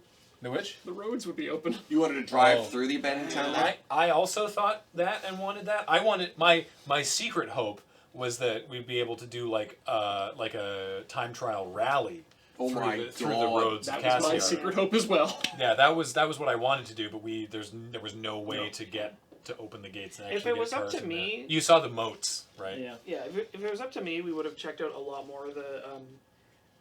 They're basically exhibits at this point, like all the mining equipment in. Dawson? No, not Dawson. 40 Mile? Dear Jade City. Tataga. No, the historic. Barkerville? But that's the one. Wow, I'm having a bad day. Yeah, because like we saw the main strip, which was like a lot of historical buildings, and then just off the side was like all these remnants of like boilers and like Yeah. scoop buckets and like Water there was a couple of cannons. water cannons. There was a water wheel that I think was functional, and there was like some like more made up exhibits and other ones that were just sort of abandoned to like sort of fall to ruin. And I was just like, Well, you can go back. Again, I was sad we never got to go into Dredge number 4. Yeah. yeah, I mean, yeah. I'm going to jump ahead to a Yeah, question that thing. from Middle Girl, which is, how did you record the sound for the scenes when the crew is out of their cars? It doesn't appear that they're wearing microphones. Was there someone on moon duty? It does not appear that they were wearing microphones because Jay is a professional. Jay was so good. And no, everybody was mic'd. Everyone had The whole time. had a lapel mic all day. We only used them in scenes where we were out of the cars. In the cars, we had just a tiny little shotgun mic that honestly got amazing audio. And if we did something like this again, we would probably just use lapel mics the entire time. But because whenever someone turned on their fan, you could hear it. It was Kathleen did so much work to the sound in this show to make it sound as good as it does. But yeah, for the scenes where people are out of their cars, mostly it's little lapel mics. So that Jay were would- taped to your person. Yeah, Jay would prep us in the morning using a type of surgical tape, which we were finding in our garments for many months afterwards. Mm-hmm. But do you still have some? I have a shirt that is still stained with adhesive. Yeah, Oh, like no. it's one of those types of tapes that's like it's going to stick forever. So it's literally. We used to use it for putting on like fake Yeah, mustaches. this is Nexcare by 3M plastic medical tape. Yeah. And you can find it in different formulations as well, but this is essentially what he made. I still have a stain on like the back of one of my shirts. And James says Ashley legit found a piece of tape a few weeks ago. That's incredible. but this is the plastic stuff, and it has like a fibery feel to it.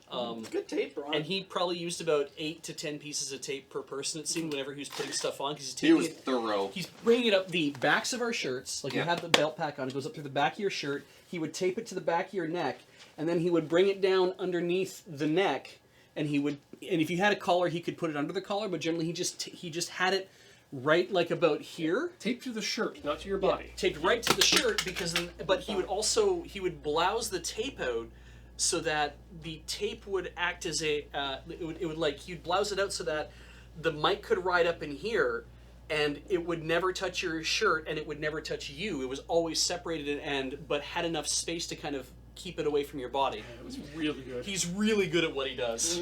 I think he only boomed 2 or 3 times, and that was indoor shots. So like the diner scene and the morning that Jimmy was wearing a lapel mic, but I think he boomed the table He conversation. boomed at the hot spring. Because Oh, he they also couldn't- boomed they the couldn't hot have their spring. mics on for that. Of course. Yeah. He You had have a lot more time to listen there's a brand of bag that I see every one of these guys carry, but he had a giant bag on the front of him that had all 8 of our receivers in it. Plus a Tascam receiver and recorder. And he had headphones on, and he was listening to everything and doing, like, basically, if you've never seen a pro sound guy work, it's really illuminating. Like, they have a lot of equipment, and they're like, he's just dead right on sound. It was very rare for even just one of the mics to fail. Can I answer a question from chat? Yeah, absolutely. Which is Gnome Gnome Friend asked, Friend. how does Jimmy talk regularly? He would not break character. that was wild. So we were in the hotel. Yeah. And I'll be like, hey, do we have a fridge? And he'd be like, Fridge. a fridge, but we have an ice box. Yeah. Just stuff like that. And then just kind of look at me and be like, you gonna make me say it? And I was like, And you go in the back room, and underneath a doily, and there's a bar fridge. It's not an ice box. It's a literal bar fridge. It's like you can put your things in the ice box, and it's like I see. And Okay. so also to hook okay. up this Russian samovar from the 1930s. That was for you. fucking So of rad. course he'd be saying things, like, well, of course in your time, like he did in the show. He's like, well, in your time I think they call this Prince George. But of course, in my time they call it Fort George. And so I tried to use that. I was like, so if I were to bring you to my time, what would you say is how does this function? Because I was trying to get information out of him about like how the business runs. Because here's the thing. He runs that business. He is the hotelier of the St. George Hotel. The building is owned by the government of Canada, but he licenses being able to use it to run his own personal business. It's super weird. Huh. And he has opinions about Barkerville. Yeah. Because he's like, there's no central administration for what time period you are. So I'm here in the 1860s, and next door that man's in 1910, and it makes no sense. It confuses the tourists. And I'm just like, oh, I love you. I love you. I love you. Yeah. I love that he's firmly rooted in the 1860s, and yet acknowledges that time travel exists. The Ren Fair problem. That's the closest he came to breaking character was that conversation. Did we land on as a guest to where he's from Wales? I don't even know if that accent is real. We've never spoken to real Jimmy. Yeah. If Or that have is you? his real name, which I yeah. don't believe it is. So I'd like to pitch a Probably new James. show where we take Jimmy to various places in future. Canada in the future. Jim to the future. Back to the Jimmy. So you were saying this PM Diefenbaker built this entire underground system to hide from the Russians. Let me take you, Jimmy. We need to go to this place. It's called Princess Auto. You're gonna love He it. had some really good anecdotes, I tell you what. Oh, Lord. Very good. And Barkerville was the place that everyone kept mentioning afterwards. Yeah. Like, people forgot where they stayed day 2. I wonder what Yeah. Jimmy's doing right I now. don't remember the name, but I remember the city. Yeah. For a question from Kikazi, for everyone, including production edit and crew, what one location, piece of scenery, activity, event, etc., amazed or intrigued you the most? What's a specific memory from RoadQuest that's always going to stick with you? The Mirror Lake at the very, very end was like, It wasn't even a lake; it was 2 rivers, but it was just moving so slow. It is still the And background it of my was phone. so silent. Your phone's Dark. I took this photo the final day of RoadQuest, and it has been my phone back since. yeah, like I don't use the term magical lightly in this situation. Like it didn't look, it kind of looked like super real. Same for me. It was the same day, but earlier when we were up on the top of the World Highway, and some of those views I have never seen before or since in physical world or in media. It was unreal. There were so many of them. Like when we went to the top of the mountain, which in the footage actually does look like a green screen. oh the dome, A little bit. the dome Yeah, above the dome, Dawson. yeah. But wow, the view was just like it's big. Like, James would probably say Tataga Lake, which is, like, also for me a very strong aesthetic. He wants to go back there so bad. Yeah.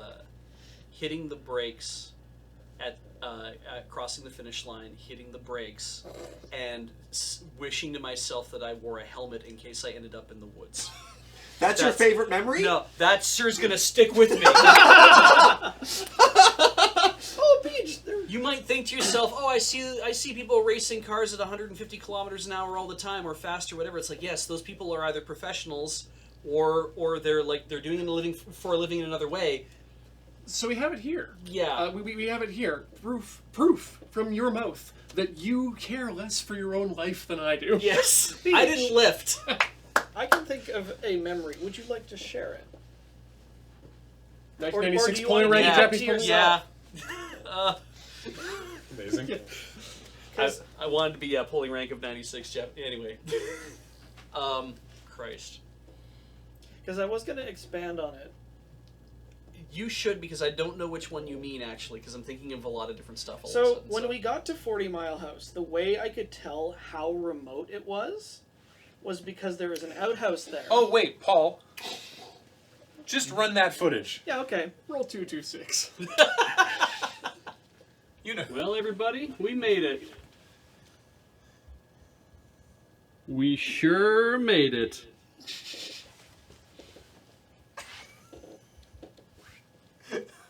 So that was the memory I was talking about. Yeah, But you know what? I won't ever forget that either. But I was also busy filming it, so it kind of feels weird. So, my memory of that was that the reason I understood that it was that remote was because it was an outhouse that had a solitary poo in it. Yeah, it was weird. We got out there, and it's like there's only one thing sitting There in it. is one poo in there. Somebody came up here and took a dump, and it was not a lot. And I was like, well, but there's an entire roll of toilet paper been sitting there the whole time. Yeah. Well, now there's two. And there were other outhouses there, but they weren't facing the rivers. They were just private whatevers. They're the ones that are actually serviced. This was just an old outhouse. Did they even have a door on it? Yeah, it did. Yeah, It it did. was just But propped you leave it way open because Yeah. when is he ever going to get to have a real, actual man's romance? Yeah. Incredible. I'm so glad because I think you mentioned it to me. He's like, there's an outhouse right there. I'm like, What? I can't leave. I have to go. You I have- don't even have to shit. I You don't were have just to like, make I myself. hope I have a shit to Yeah. have here. You can't go until you go. I did. So I was able to. the reason that clip is not in the show is because the man's romance is mentioned within Road Quest once as a throwaway in like episode 3, I Yeah. think, and it just didn't fit cleanly. Like there was no way to put it before the credits, and then after the credits, going back to Dawson makes sense, but throwing it, there's no narrative place for it to go. So Yeah. we did try to keep the show, when editing, we did try to keep the show as accessible as possible and Narratively consistent. self-referential. So like there's a bit that got cut where it's like where we're approaching Prince George, where someone's like, both Kathleen and Cam used to live here. And, like, oh well, like, I guess we'll see now. We can find out why they wanted to leave. Haha, dunk on Prince George. But if you're only watching Road Quest, you have no idea who those people are. Yeah. Right? And so it's like they were only mentioned once ever, and it's like that's a weird place to put this, and so we didn't put that line in there. So that's why. How blown was my mind at Adam's Rapscallion soul read, which was not scripted, by the way. No. Honest to God, that really That happened. reaction of yours was beautiful. That was 100% authentic, and I was just like,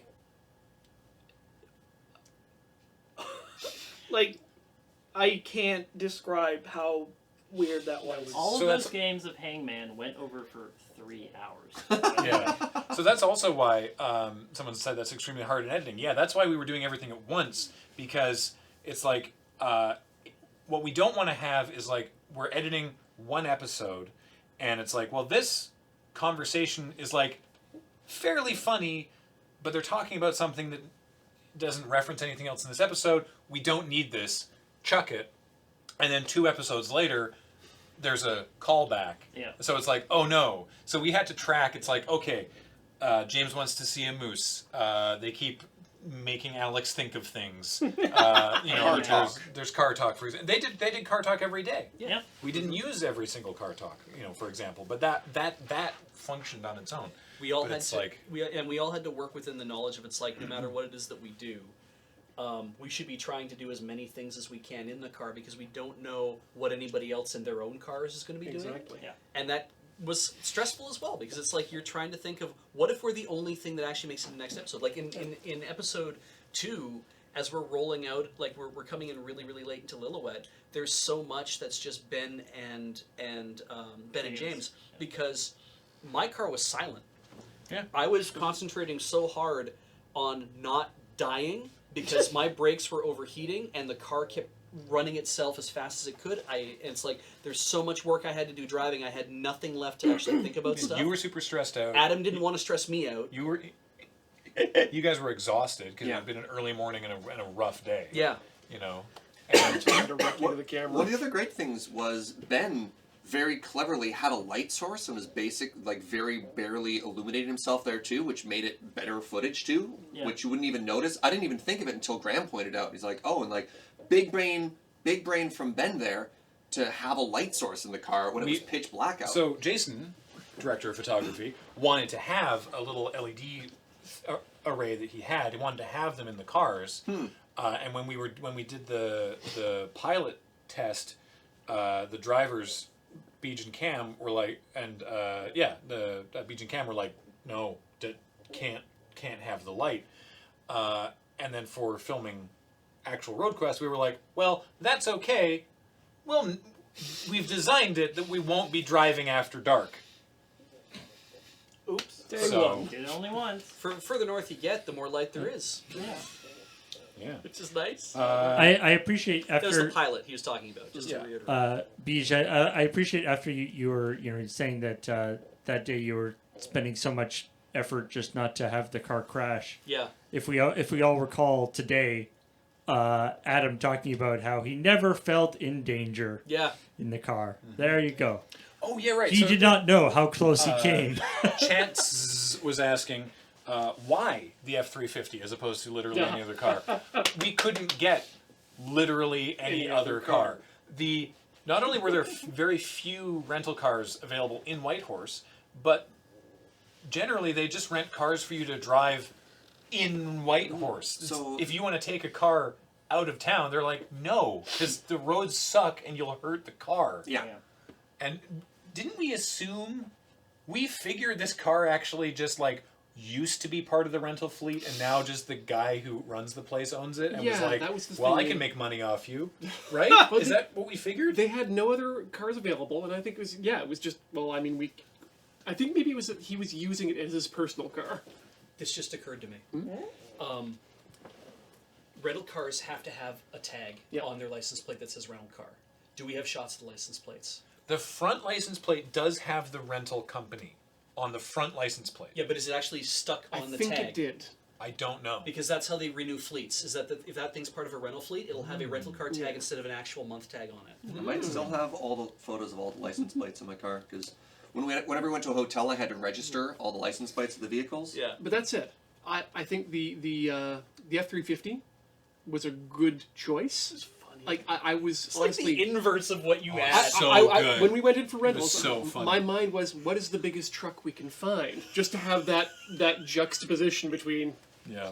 It's really good. Speaking of people named Jimmy, Big Giant Circles is in the chat, linking to the Big Giant Circles Bandcamp, where you can get the Road Quest official soundtrack, and that looks suspiciously like a code. He's dropping codes. Oh.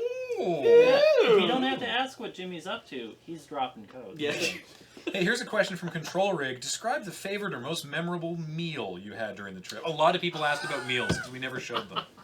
I got this one. Okay. This was in Watson Lake when we went to the Chinese food place in Watson Lake. The only restaurant that was open at 8 p.m. Mm-hmm. And The Golden Nugget. there were some very interesting, shall we say, hybrid meals. Fusion. Yes, fusion. But I decided I wanted to eat a little bit healthy because I'd noticed I'd been putting on some weight during Road Quest, sitting all day and eating diner food. So I'll have the tofu, the agadashi tofu. Oh, yeah. Which was not what you'd expect it was. First off, the waitress said, "Excuse me, what do you want?" I said, "I'll have the tofu dish." "I don't think we make that. It's right here on the menu." Good start. So we do. And then it comes back, and it was hard, like hard crust. It was a wall. Tofu on the mag. It was a wall of A great bricks. wall. Yes, it was. With just some soy sauce and green onions on top of it. Oh no. I had the Nugget Burger, which had been misspelled on their new menus as the Nuggest Burger. The Nuggest Burger! That's why he said that. Oh, Yeah, right. the most Nuggest Burger you've ever Incredible. seen. It had 2 patties, cheese, and a fried egg. Yeah, I weirdly, mean, that does seem like a pretty nuggy burger. It was fairly nuggy, yeah. Yikes. like weirdly, on the way back, James had brought up Mesiatin Junction, Yeah. where we stopped where Alex had put the dirt cup on our car and whatnot. Yeah. That place that we stopped Allegedly, yeah, Alex. Yes. we stopped outside that place. We didn't go in that place to go eat, I think, when we were there. Serge We and I had lunch poked our head earlier. in, and Serge was like, "No, this place looks." So here's why. Trailers. Yeah. Like the large trailers that you can occasionally live in, or if you've ever worked in industrial places out in the boonies, there'll be offices. Yeah, Echo trailers, yeah. Though that restaurant was 4 trailers welded together with the walls and the interior cut out. Yeah. So I was just like, this is a logging camp kitchen. This is not a restaurant. Yeah. And I was just like, Yeah. I Right. was the same way. I was like, I don't think it's going to done. be any good.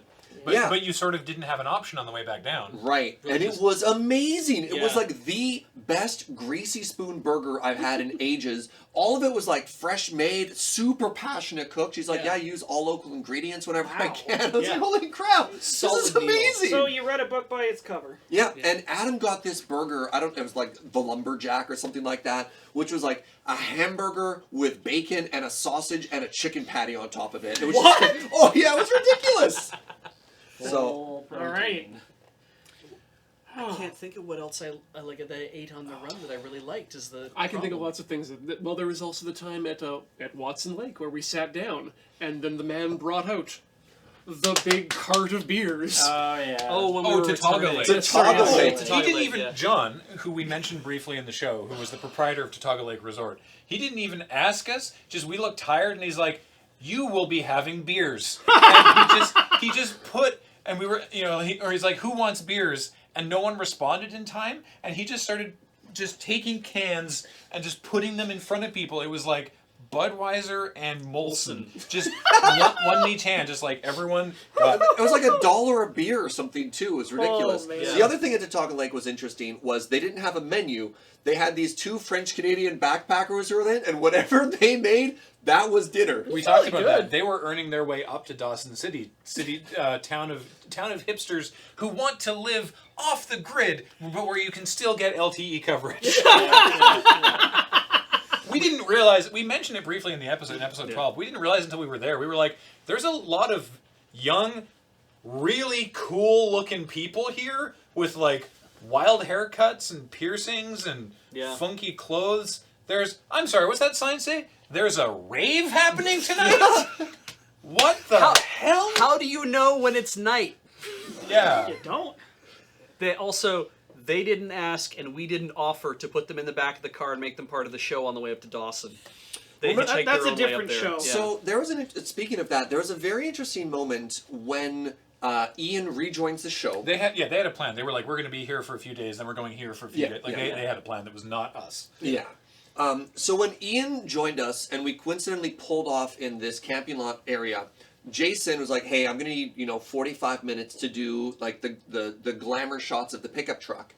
And as we're sitting there, these two guys paddle up in a canoe and just stop right where we are, and they're just like, "Huh? So what are you guys doing?" They're like, says the two random people in a canoe, and I can't remember if they were from Australia or Europe or something like that. I think they were Australian. But they booked this ridiculous canoe trip, and they're like, "Yeah, we just lived in this canoe for like a week, and apparently this van's gonna come just pick us up and drive us back into town, and we just gotta chill here." They're like, "What are you doing?" We're like, "Oh, we're shooting a YouTube show." And again, just all these really interesting hipster young people just touring all over northern Canada, having these amazing outdoor adventures. Just like, just showing up in a canoe, and we're the crazy ones. And that Texan RV right at the end. Texas RV. Oh my god. I can remember all of the meals we ate at places that were not normal restaurants. Oh, Barkerville breakfast was so good. Oh my god, Oh, Jimmy man. was a cook. Boy. Jimmy was a The cook. Chinese food we had the night Oh, at before. Barkerville. In Yeah, Barkerville. that was Yes. wild. That we were like, church is like, they close at like 6, so we got to be in there by 5:55 if we're gonna have a hope of getting any food. did. We did. So, but like, we ate at Boston Pizza in Whitehorse when we were in Whitehorse because we had to have a place to eat. Oh yeah, Don Cherry's Grill can eat my entire ass. Oh my god, Don Right. Cherry's I Grill. Oh, forgot you did about that Don today. Cherry's Sports Grill. Right. In Smithers, right? But it's weird. It was to see, attached it's to a like, hotel. Almost every place that we stopped to have food, like, maybe this is gonna sound shitty, but we stopped at the B&B in Niska. Yeah. I did not enjoy that meal. Really? Oh really? Yeah, I thought did- those ribs were good. Did not enjoy that meal. I loved that meal. We stopped at like we ate at some other place where it was like, here's this like it's a very small place in homemade like on Watson Lake on the way back, right? We stopped at Watson Lake and we had food there, and I was like, burger in whatever place. I'm like, I didn't really enjoy that meal. I didn't really enjoy the golden nuggets meal. Like, it was So, kinda like, the place it was outside of all fuel. Nuggets? I do not remember Sure. almost all my food. I wrote down a lot of my meals. Ah. And the best one I had was in Dawson. It was a small kale Caesar salad with burnt ends. Huh? The place in Dawson that has the sourdough cocktail. Oh, Their right. food was really good. Yeah. Chef's kiss. I remember I- playing I one. remember that being pretty good. I feel like if you served, way back in the day, if you served prospectors a kale salad, he probably would not be very popular. This thing's burnt. You burnt my salad. God, this is all I got to run on for the next 2 weeks. So, Bastard. completely random tangential story. Okay. I have family friends who are in the gold industry up in the Yukon, which I found out after RoadQuest. Oh. And apparently the secret to keeping your employees at a gold mine is to have a good cook. Yeah. Yes. Yeah, I bet it. Yeah. That's the difference between keeping your staff and not keeping your staff is how good is your camp That's cook. my understanding of every remote. Yeah, if you work at site. Fort Mac, if you log, if you do any of that stuff, it's like if you don't have a good cook, everyone will just walk Well, I out. was gonna say it's just like, man, we work really hard, but man, the food's awesome. Yeah, I did not enjoy I did not partake of the sourdough cocktail. The only person with us who did that you didn't see was Jay, because he's not part of the show. Yeah. So What was the alcohol? You got to choose. It had to be very strong. you got to choose between 3 options that were very high alcohol content. All 40%. I don't remember getting a choice between them. Oh, it wasn't like 151. Yeah, it was just. It was like whiskey and. There were a couple No, options. if it was whiskey, I would have taken it because it was a sweet liqueur that was given to me, Oh. and I did not like that. He's Well, probably there trying was- to get through the end of the bottle. Boy, there were people lined up for that. Yes. It was bumping. And it was. Yeah. It was bumping. And the nice thing was because somehow it seemed that we worked out that we got to go first because we're like we want to shoot this so we can be done shooting. Well, we were eating dinner right beside him when he showed up. Yeah, Yeah. it was like we're gonna be the first ones to do this, and let's just let the 4 of us do this, and then we're This done. is making me really hungry. Yeah, actually, I mean, I think we'll be wrapping up fairly soon because it all has this been almost talk 2 of- hours. But Toes, you know. Yeah. I got one more video prepped that I wanted to show because this was something that went out in the backer videos, and I said after RoadQuest was over, I would finally tell people because I posted. I said I was like, all right, because we've been posting these backer videos and people were like, oh, I know where they are. And so I posted this one thing on a nondescript section of road, and I said, all right, find me, you cowards. Yep. That was a mistake. And I wanted, I was like, I'm doing Geoguessr rules. I want 500 meters. And I did not see anyone. I'm sure someone will say so afterwards, but I did not see anybody I come mean, close. theoretically, we could go back to the Discord and take a look at the archive, Presumably. see what they have. All right. Yeah. So But here, take a look.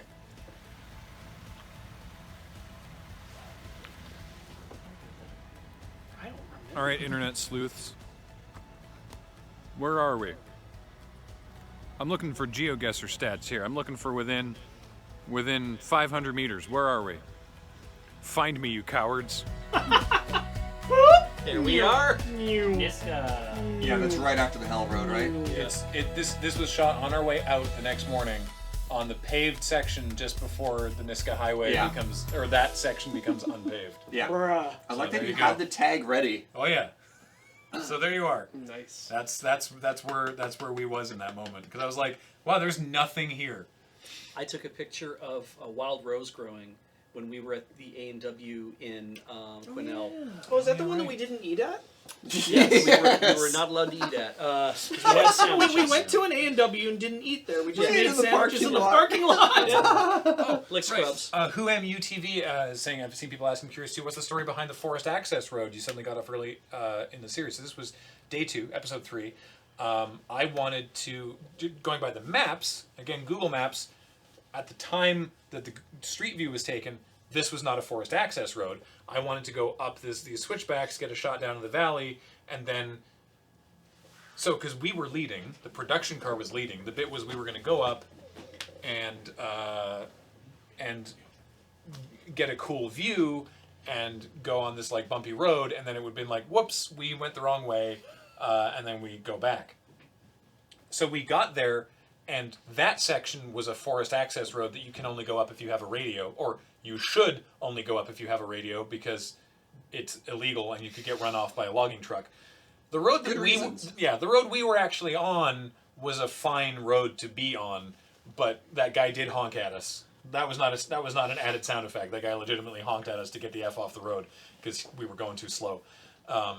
So yeah, that was a thing where it was like, you know, I gave the instructions in the morning, just follow the Fraser River north, and then everyone knew it was like, look, we're going to go the wrong way for a bit, and then we'll do this bit, and then we'll get back on track. So yeah, that's what that was. So we unfairly blamed James. It's, I mean, it's part of the narrative, right? Yeah. You not unfairly, you did it because that was part of the narrative. Was Cameron originally intended to be one of the hosts, or was that just for the pilot? No, originally, this is the thing. When I started planning this, Ben and Adam were not regulars. Like, I've been working on this for a while. And so, yeah, it was going to be Cameron and Kathleen. And then, obviously, they weren't able to do it. And then you it had all a worked child, out. yeah. And the thing is, it all would have... The show would still have worked and still been just as good with different people. Individual moments and jokes obviously would have been different, but you know, I just want to get that in there before someone's like, "Oh, it wouldn't have worked without so and so." Like, no, it would have been a different show. would have been a different show, yeah. So Yeah, Everybody's basically interchangeable. that's not what I'm saying. We didn't see Ian's truck in a lot of those shots as we were leaving Whitehorse. Oh yeah, when we left, Why didn't we see Ian's truck? because his truck was in front of us. Yeah. He left Whitehorse first, then we followed, then the convoy overtook the truck, and you can actually see it getting closer and closer and closer in the background of a bunch of shots, because he fell way back and then slowly caught up, and it's so funny did that if on you go back and purpose. watch it. Yeah. Yeah. So that was very planned out. We knew we wanted the reveal to be like there's where it was. Got him. Lord Hosk was correct. Good job. All the boxers I posted on Twitter. Oh, right! Yes. So You took a bunch of terrible underwear with you. I did, yes. This, all my oldest underwear. Every year for Christmas, my mother would buy me a new pair of boxers that have unusual things on them because they're fun. And I have stopped wearing all of that. I've now switched to a completely different type of underwear. Serious underwear. No, but I have You just what made I me wear. snort laugh. I can totally show you if you want to see them, I guess, but it's not what we're doing on this show today.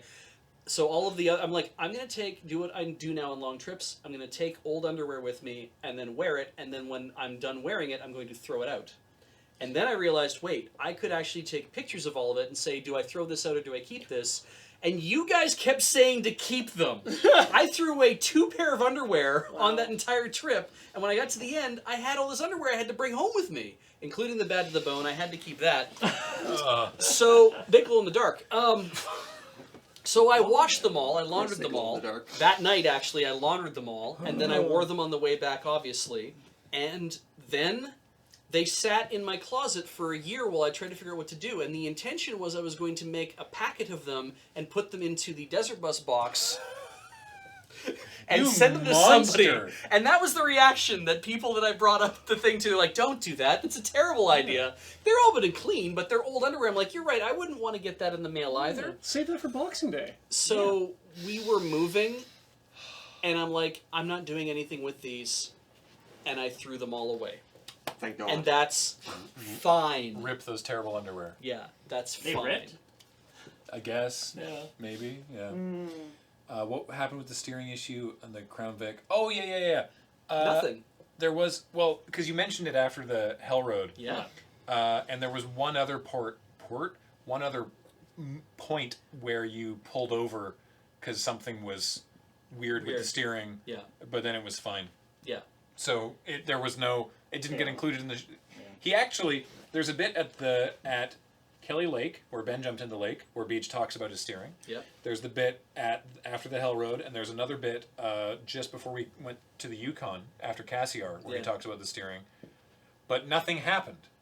Nothing went. It just sort of fixed itself, and nothing disastrous occurred. Or rather, it never got any worse. Yeah. So that never made it in the show because there's no reason for it to be there. So we didn't feel like it was necessary to get. So probably was a grease issue. So much stuff like that. It'd be like, does this have to be in here? Does this not have to be in here? Every time my car bottomed out. Yeah. It probably just needed new bearings or a new tie rod. I think there was a short segment where, like, a tiny pebble got stuck in one of the car's my brakes. And I lost my mind because I'm like, not another problem. And that was half an hour of driving and then pulling over, and then it solved itself. Question from Urfunkt. How much trouble did you have with someone over the radios interrupting in-car bits? I know you showed it once. That was the funniest. Oh my where God. you guys kept trying to do that one thing. after the first couple days, we did just start doing a thing where it'd be like, you know, Alex and Ian would be like, hey, we're gonna do a thing. Can you guys just give us, you know, 5 or 6 minutes of radio silence, please? Yeah. And that was assuming that nothing, you know, if like something really important happened, then I was allowed to cut in, but I didn't. And then, you know, when the bit was over, be like, okay, we're you know, we did the thing, we're clear now. Just so that, because it's like you want to be able to talk to the cameras and fill people in. Clean audio. Yeah. Didn't I out myself as the sticker bandit, like, very early in the show? Okay, this blows my mind. Like, people kept being like, I can't wait to find out who the sticker bandit is. you see me buying them. You see you buying them, and you see James and you going, okay, we, as the people who have the stickers, agree that we will form an alliance here on camera. And people were like, do you think it's Adam? I think Adam is sabotaging the own car. Subtext. It was text. Yeah. One thing about that. Yeah. That happened in the first 2 days, right? Yeah. I started editing the third day forward. So I didn't know who it was the entire time until I started doing my next pet. That's amazing. Well, enjoy your rewatch of Road Quest. Yeah. It's there now. So. I thought I saw something go by I wanted to answer, but now I can't remember Yeah, what it those is. stickers, by the way, were marked down so far. They were like 35 cents each. Oh Wow, damn. If it says except the one where James said it wasn't him. No, James says, I'm not saying that it's that the people who are doing it have more than one pack and have formed a truce. Yeah. But the people who are doing, he doesn't say it's not him. Yeah. He says, I'm not saying that. Anyway. When did I find out? I actually don't think I ever had it straight up communicated to me until we were like done the show. Yeah. Where it was like, oh, by the way, it was us. I'm like, yeah, I figured it was you guys. But Why there was never ruin it, actually, right? Yeah, I do wish we'd actually had some on-camera resolution for that, but. Yeah.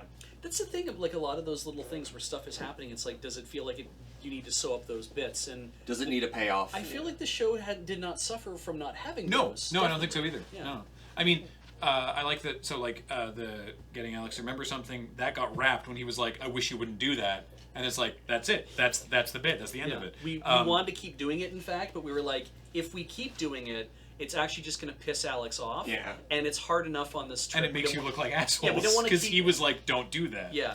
But doing the bit where it was like, when's the last time you saw a car was kind of because That- kind of a okay, redux of so- that same moment. That whole sequence was just such a ride. Yeah. Because the point at which I get in on the bit, the decision I made to reply like that was the instant I opened my mouth. Because Ian was like, hey, let's actually do this. When was the last time you saw a car? And I was like, I have to. Yeah. And I was just like, about 5 minutes. And so that's one of my favorite moments. One of my two favorite moments, coupled with like co-pilots getting out and running along the cars. Yeah. Yeah. But that was probably one of the tensest moments we had in the production car. So Because we don't have live monitors. no, Yeah. So we had no idea that everyone in all the cars was laughing. So when it starts off pissing ourselves. and Alex gets on the radio and he's just like, James, "Why are you turn it- taking all my bits?" Yeah. So I'm like, "Oh my god!" I'm like, "Graham, get on the radio. They're gonna kill each other." Yeah. Like I they're literally pissed, thought you were furious. and we need to pump the brakes. And Graham's like, "I think this is a good bit. Can we try again?" So you said that in editing, you discovered that all 3 cars independently thought that they had pissed off the other 2 cars, and we hadn't because No. we were all just going to pieces. Yeah, it was so And- funny. When I started the project, I was warned of one thing. 2 things. You were warned of 2 things. Two things? Yes. Okay. One of the 2 things was, oh yeah, there's this tense moment, like, Because late I hadn't seen in the footage run. yet. So look out for that, and deal with it as we deal with it when we did, and we found out it was one of the highlights Yeah. of the run. Yeah. Was the other thing you might have got a wang in the onsen? No, not a wang. I was just like, you're going to see Ian's ass. Oh, yeah. I'd already looked at the You footage. will see Ian's butt. Yeah. Yeah. He had a lot of people were like, "Well, was he just fully nude?" I was like, "No, because he's been to an onsen before. He Yes. was doing what you do at an onsen, which is you have A the towel. you A have a modesty towel. towel. I in front of you. had brought a towel from Japan. Yeah. Specifically. Yeah, like he for didn't modesty. roll up Yeah. like cowboy legs, Just like, like- look at my dick. Howdy. Here's my dick. And he wasn't the only naked one there. Yeah, like I took off my, like literally when I pulled my swim shorts off, that was me pulling my swim shorts off and throwing them at Ian. It's like, if you need something to wear, you can have these. Because I also wanted to get in nude, but was like, well, not everyone, doesn't seem like anyone's doing that, so I will get in normally. Yeah. And I also didn't bring anything to guard. But I spent the whole time there nude, and then when I got out, I had my swim shorts and was holding them in front of me as a modesty towel, because nobody should have to see my genitals either. Except Heather. We used That's her choice. Sorry. we used the Ian's face in black and white because that's what they do on love that. Japanese talento shows when they need to censor someone's genitals. Yeah, and now you can all, if you go to store.loadingreadyrun.com, you can buy your own RoadQuest poster and sticker sheet, which includes Ian's an face. Ian head. You can censor stuff wherever you want. Censor your Wow. own genitals with merchandise from store.loadingreadyrun.com. Now, Graham, Yeah. more than 2 people got nude. Who was the third? I did. Yeah, Yeah. because why wouldn't you? Fun I Road can't remember Quest if trivia. I can't remember if it's because I forgot I had, or I can't remember if I just didn't have a swim trunks or not. But anyway. Also, and you and I got into the Rotenburo because they have the larger. What we sat in was the more natural looking spring, but there are Had one some or very two other. slimy rocks at the bottom. Yeah, You there's just barely see them in the wide shot. Yeah, there's one or two other larger sittable tubs that you can get into that are a little further back. So if you do actually take a trip to to Niska and go try that out, It's about here yeah, it's about there. on the map. If you do go there, there are other places for you to go sit, and there's 2 little cute. They're not changing rooms; they're changing shelters. Yeah. Yeah, it was They kind have of a 3 shack. There's no door. It has 3 walls. Yeah, 3 walls and a little roof and a place for you to hang your clothes, kind of. And lots of graffiti. Lots of graffiti. Yeah. People visiting. Yeah, no, I got in and Serge got in, and Jay opted not to get nude in the woods with a bunch of guys he'd only barely known. And Jason was focused on getting my favorite drone shot. So. And Jason just worked the whole time. Yeah. Ben We're like, probably you did gonna- see my penis. We're like, you wanna chill haven't out? And he's like, no, I'm getting these sweet drone shots. We're I like, haven't all seen right. any of these guys' penises. No. Somehow. Ben thinks he might have saw yours. Really? What's more impressive is that I used to live with Graham and I've never seen his penis. That's a hard reach. Right? That's a different stream. Just before we leave this tangent forever, the really impressive one is I have never seen Morgan's penis. That's true. That seems like a thing that'd be on A display. lot of people here don't know, might not have had a lot of like one-to-one interactions with Morgan, but he was not shy about it. I literally only saw him when he visited the after party for Desert Bus 8. And he was naked then or something? No. Okay. He was like flail dancing and nearly elbowed me in the face. Alright. Yeah. Some of the stickers are still censored because one of them, well, not censored, but spoilers, because one of them was from episode 12. We'll be replacing that image Yeah. soon. So, I Oh. think. What was up? Oh, the revenge issue. Oh, right. That was the other thing I was going to say. That got dropped when the Saab died. Well, and I had things all ready to go for it too. That when I gave there was a resolution. when I like gave- this is yeah. what I was gonna yeah, do. when I gave Beej that suet, that was It's going so to, gross. that was going to go in his grill. Yeah. And it was You like, no, this is what's happening now. You were discussing ways to Yeah, kill him There's by just accident. a lot of ways that you can attract bears in the north, and I don't want to attract bears. I have to say though that like the moment in the car when we all radio in, and then I have that moment where I'm just sitting there and then I put my head in my hands and that was legit. That was not me doing a bit or doing whatever. That was legit, and we all felt it. We were like, holy shit! And like I missed it up a little bit because I'm like, this is a big deal. This is a really big deal, and you really nailed it with like the Jimmy, your music, So- and the shots. Brief, yeah. I want to shout out to Big Giant Circles, Jimmy Hinson, who I hope is still in the chat, because the car themes. When we hit upon this idea, we were both really excited about it, and Jimmy absolutely nailed it. So that each of them, there's a different theme that plays when the cars are revealed. It shows up a couple more times, like when people are doing their own reveals of what they bought at Princess Auto. Then there's the down key somber version of the Saab theme for when the Saab dies and has to get left behind, and then the Saab theme again, but with crunchy guitars and angry drums for the truck. Amazing. It's the same theme. It's Yeah. just sounds. Yeah. Sorry, Kami Suzuki says the cars have leitmotifs. Okay, I'm rewatching immediately. Yeah, it's Well, like it's at very Woodcock good. as well. Yeah, They yeah. have Oh yeah, their yeah. own They each have their racing own race music. theme as well. Yeah, Yeah. and that's all on the soundtrack. So yeah, sound theme reprise. So I Good work. I love that. Ian did not walk back to the Saab. No. No, I didn't even get to the bridge. That was movie magic. Do we even have a clip explaining that? I do, but I don't have it prepped to show now. But again, we'll be putting together some manner of behind-the-scenes thing that you will At some point. So, anything finally pressing from chat? Otherwise, it's been 2 hours, so we should probably wrap up. My back hurts.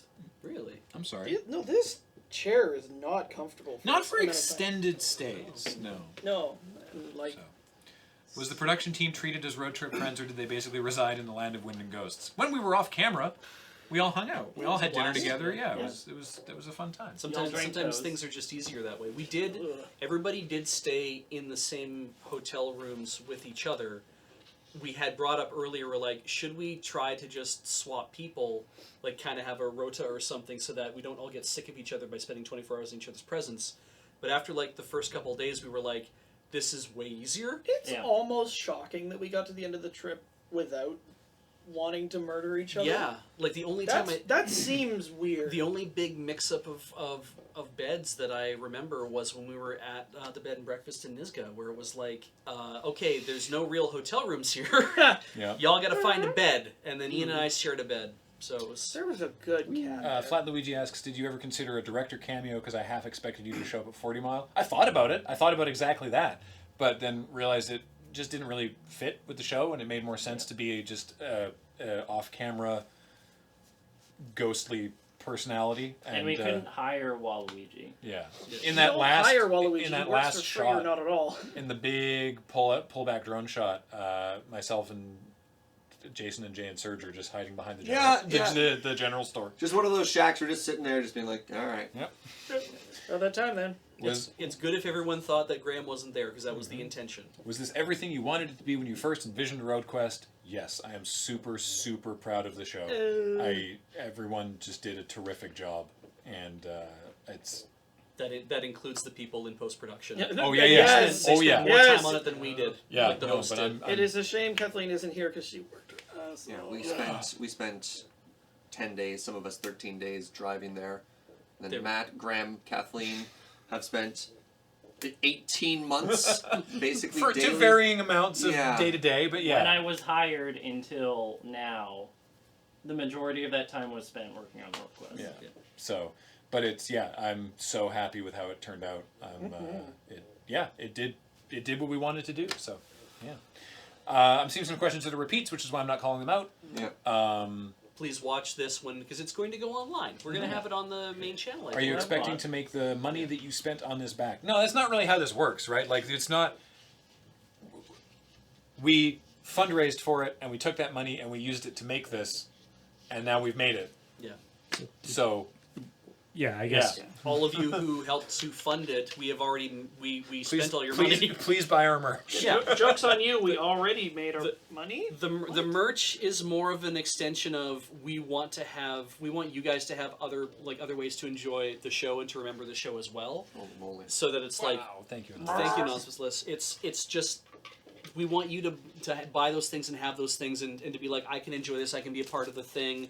You know, I drank out of Contigo bottles the entire trip, so now you can have your own if you want. Like, you know, the dropping the crying face, okay hand, 100 emoji. It was like, all this kind of stuff was just meant to be feels of the series, and we want you to, you know, if you want to buy some merchandise and kind of wear it and enjoy it and remember it, that's... Can I have this? Talk to me after? Okay. It's my... Talk to me after. Yeah. Yes, I do get to start doing more other Loading Ready Run stuff again. No, that was the director's cut. I'm the There's no director. Snyder cut. That was the director's cut. Yeah. There's Wait till you nobody see the telling Surge Graham cut, to like- cut it different. Paul's keeping me back. Yeah. My co-president has axed half of my... You should have seen the work print. Absolutely not. The search cut is just me in hotels making coffee on Yeah. bad boilers. Serge Two- brought his own exhaustive coffee malarkey. Did you? So that he could make his own... He had an AeroPress thing. Did you bring your grinder? I brought got a hand grinder, a scale, my Chemex. What do you mean a scale? Okay, How would do you weigh the beans? Let's just and the water. Let's actually take 2 minutes for you to describe your process then. Sure. All right. What you did every morning. We're almost out, but I guess we'll bring this up. So every morning, I had this huge box that went in one of our cars. I felt kind of bad because we really limited the amount of luggage they could have, and it was like, here's my coffee setup. And Jay was very interesting because Jay didn't drink coffee, but he's like, but I love the smell. So while it was still dark, because I do this in the dark because I didn't want to wake Jay up, even though he's awake because he hear it, I'd like weigh out a little bit of coffee. So wait, you're doing this just by touch? By the light of my cell phone, or I'd like crack open the window, but I wouldn't turn the lights on in the room. Yeah. And then Serge would share a room with Jay, and I would share a room with Jason. So the hardest part was figuring out how to boil the water.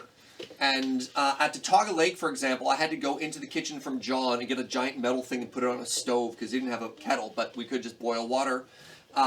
The one in Barkerville is very interesting because it's this enormous, elaborate, The samovar. That's a word. It was a samovar is what it was. It was electric, but it was a samovar. So I used one of those for water. Yeah, and I'd hand grind it, and I'd weigh everything, and I'd very quietly put it, and then I'd rinse everything, and I'd put it back. But it was like 7 boxes. Box for the scale, box for the grinder, box for the cup I had that I didn't get smashed, box for the Chemex, box for the filter, box to contain all the boxes. I just realized what you needed was a Pelican case That's with all the things taken what out. Ask Who shared. That's what one of the water things was. You need like a Pelican case with pick and pluck, so you could have put everything into a tiny case. Well, I mean, Serge, you said you didn't bring like a pillow and stuff like this was your equivalent. Yeah. So, yeah, I think that'll do it. Yeah. Okay. Yeah. We'll address some other stuff in behind the scenes content. If you have any other specific questions, either ask me on Twitter or ask in the RoadQuest Spoilers channel on the Discord. Also, we're all on Twitter, so Yeah, if you want to hit anyone up individually, please do that, and we'll happily answer your questions now that we can talk about it. But do rewatch There's our this merchandise. if you feel like we didn't answer one of your questions and you got may in have here missed late. it. Yeah, rewatch this. It's probably in there. And again, the merchandise is for sale currently. It's not time limited, but Yeah. it's unlikely that we're gonna like reprint stuff. So if you want to get it, then please get it. A lot of custom stuff. Don't stress with about this. doing it today, but soon. And just to explain, the wool caps are still under production. So if you ordered a wool cap, the Woodcock with the Woodcock 500 logo on it, which Mac made for us, which is awesome. Yeah. Those are going to be coming a little later. So if you ordered stuff together, that's going to be delayed a little bit while the caps are being made, and when they show up, everything will be sent out right away. PMC does a great job of fulfillment for us, and everyone I've heard has been getting like their posters and sticker sheets, and been getting their water bottles, and getting their Raglans. Really happy about that. So, yeah. So that's going to do it. Thank you all so much for joining us for this Q&A stream. Thank you so much for watching and enjoying RoadQuest. It means so much. And yeah, thank you. We'll talk to you next time you watch our content.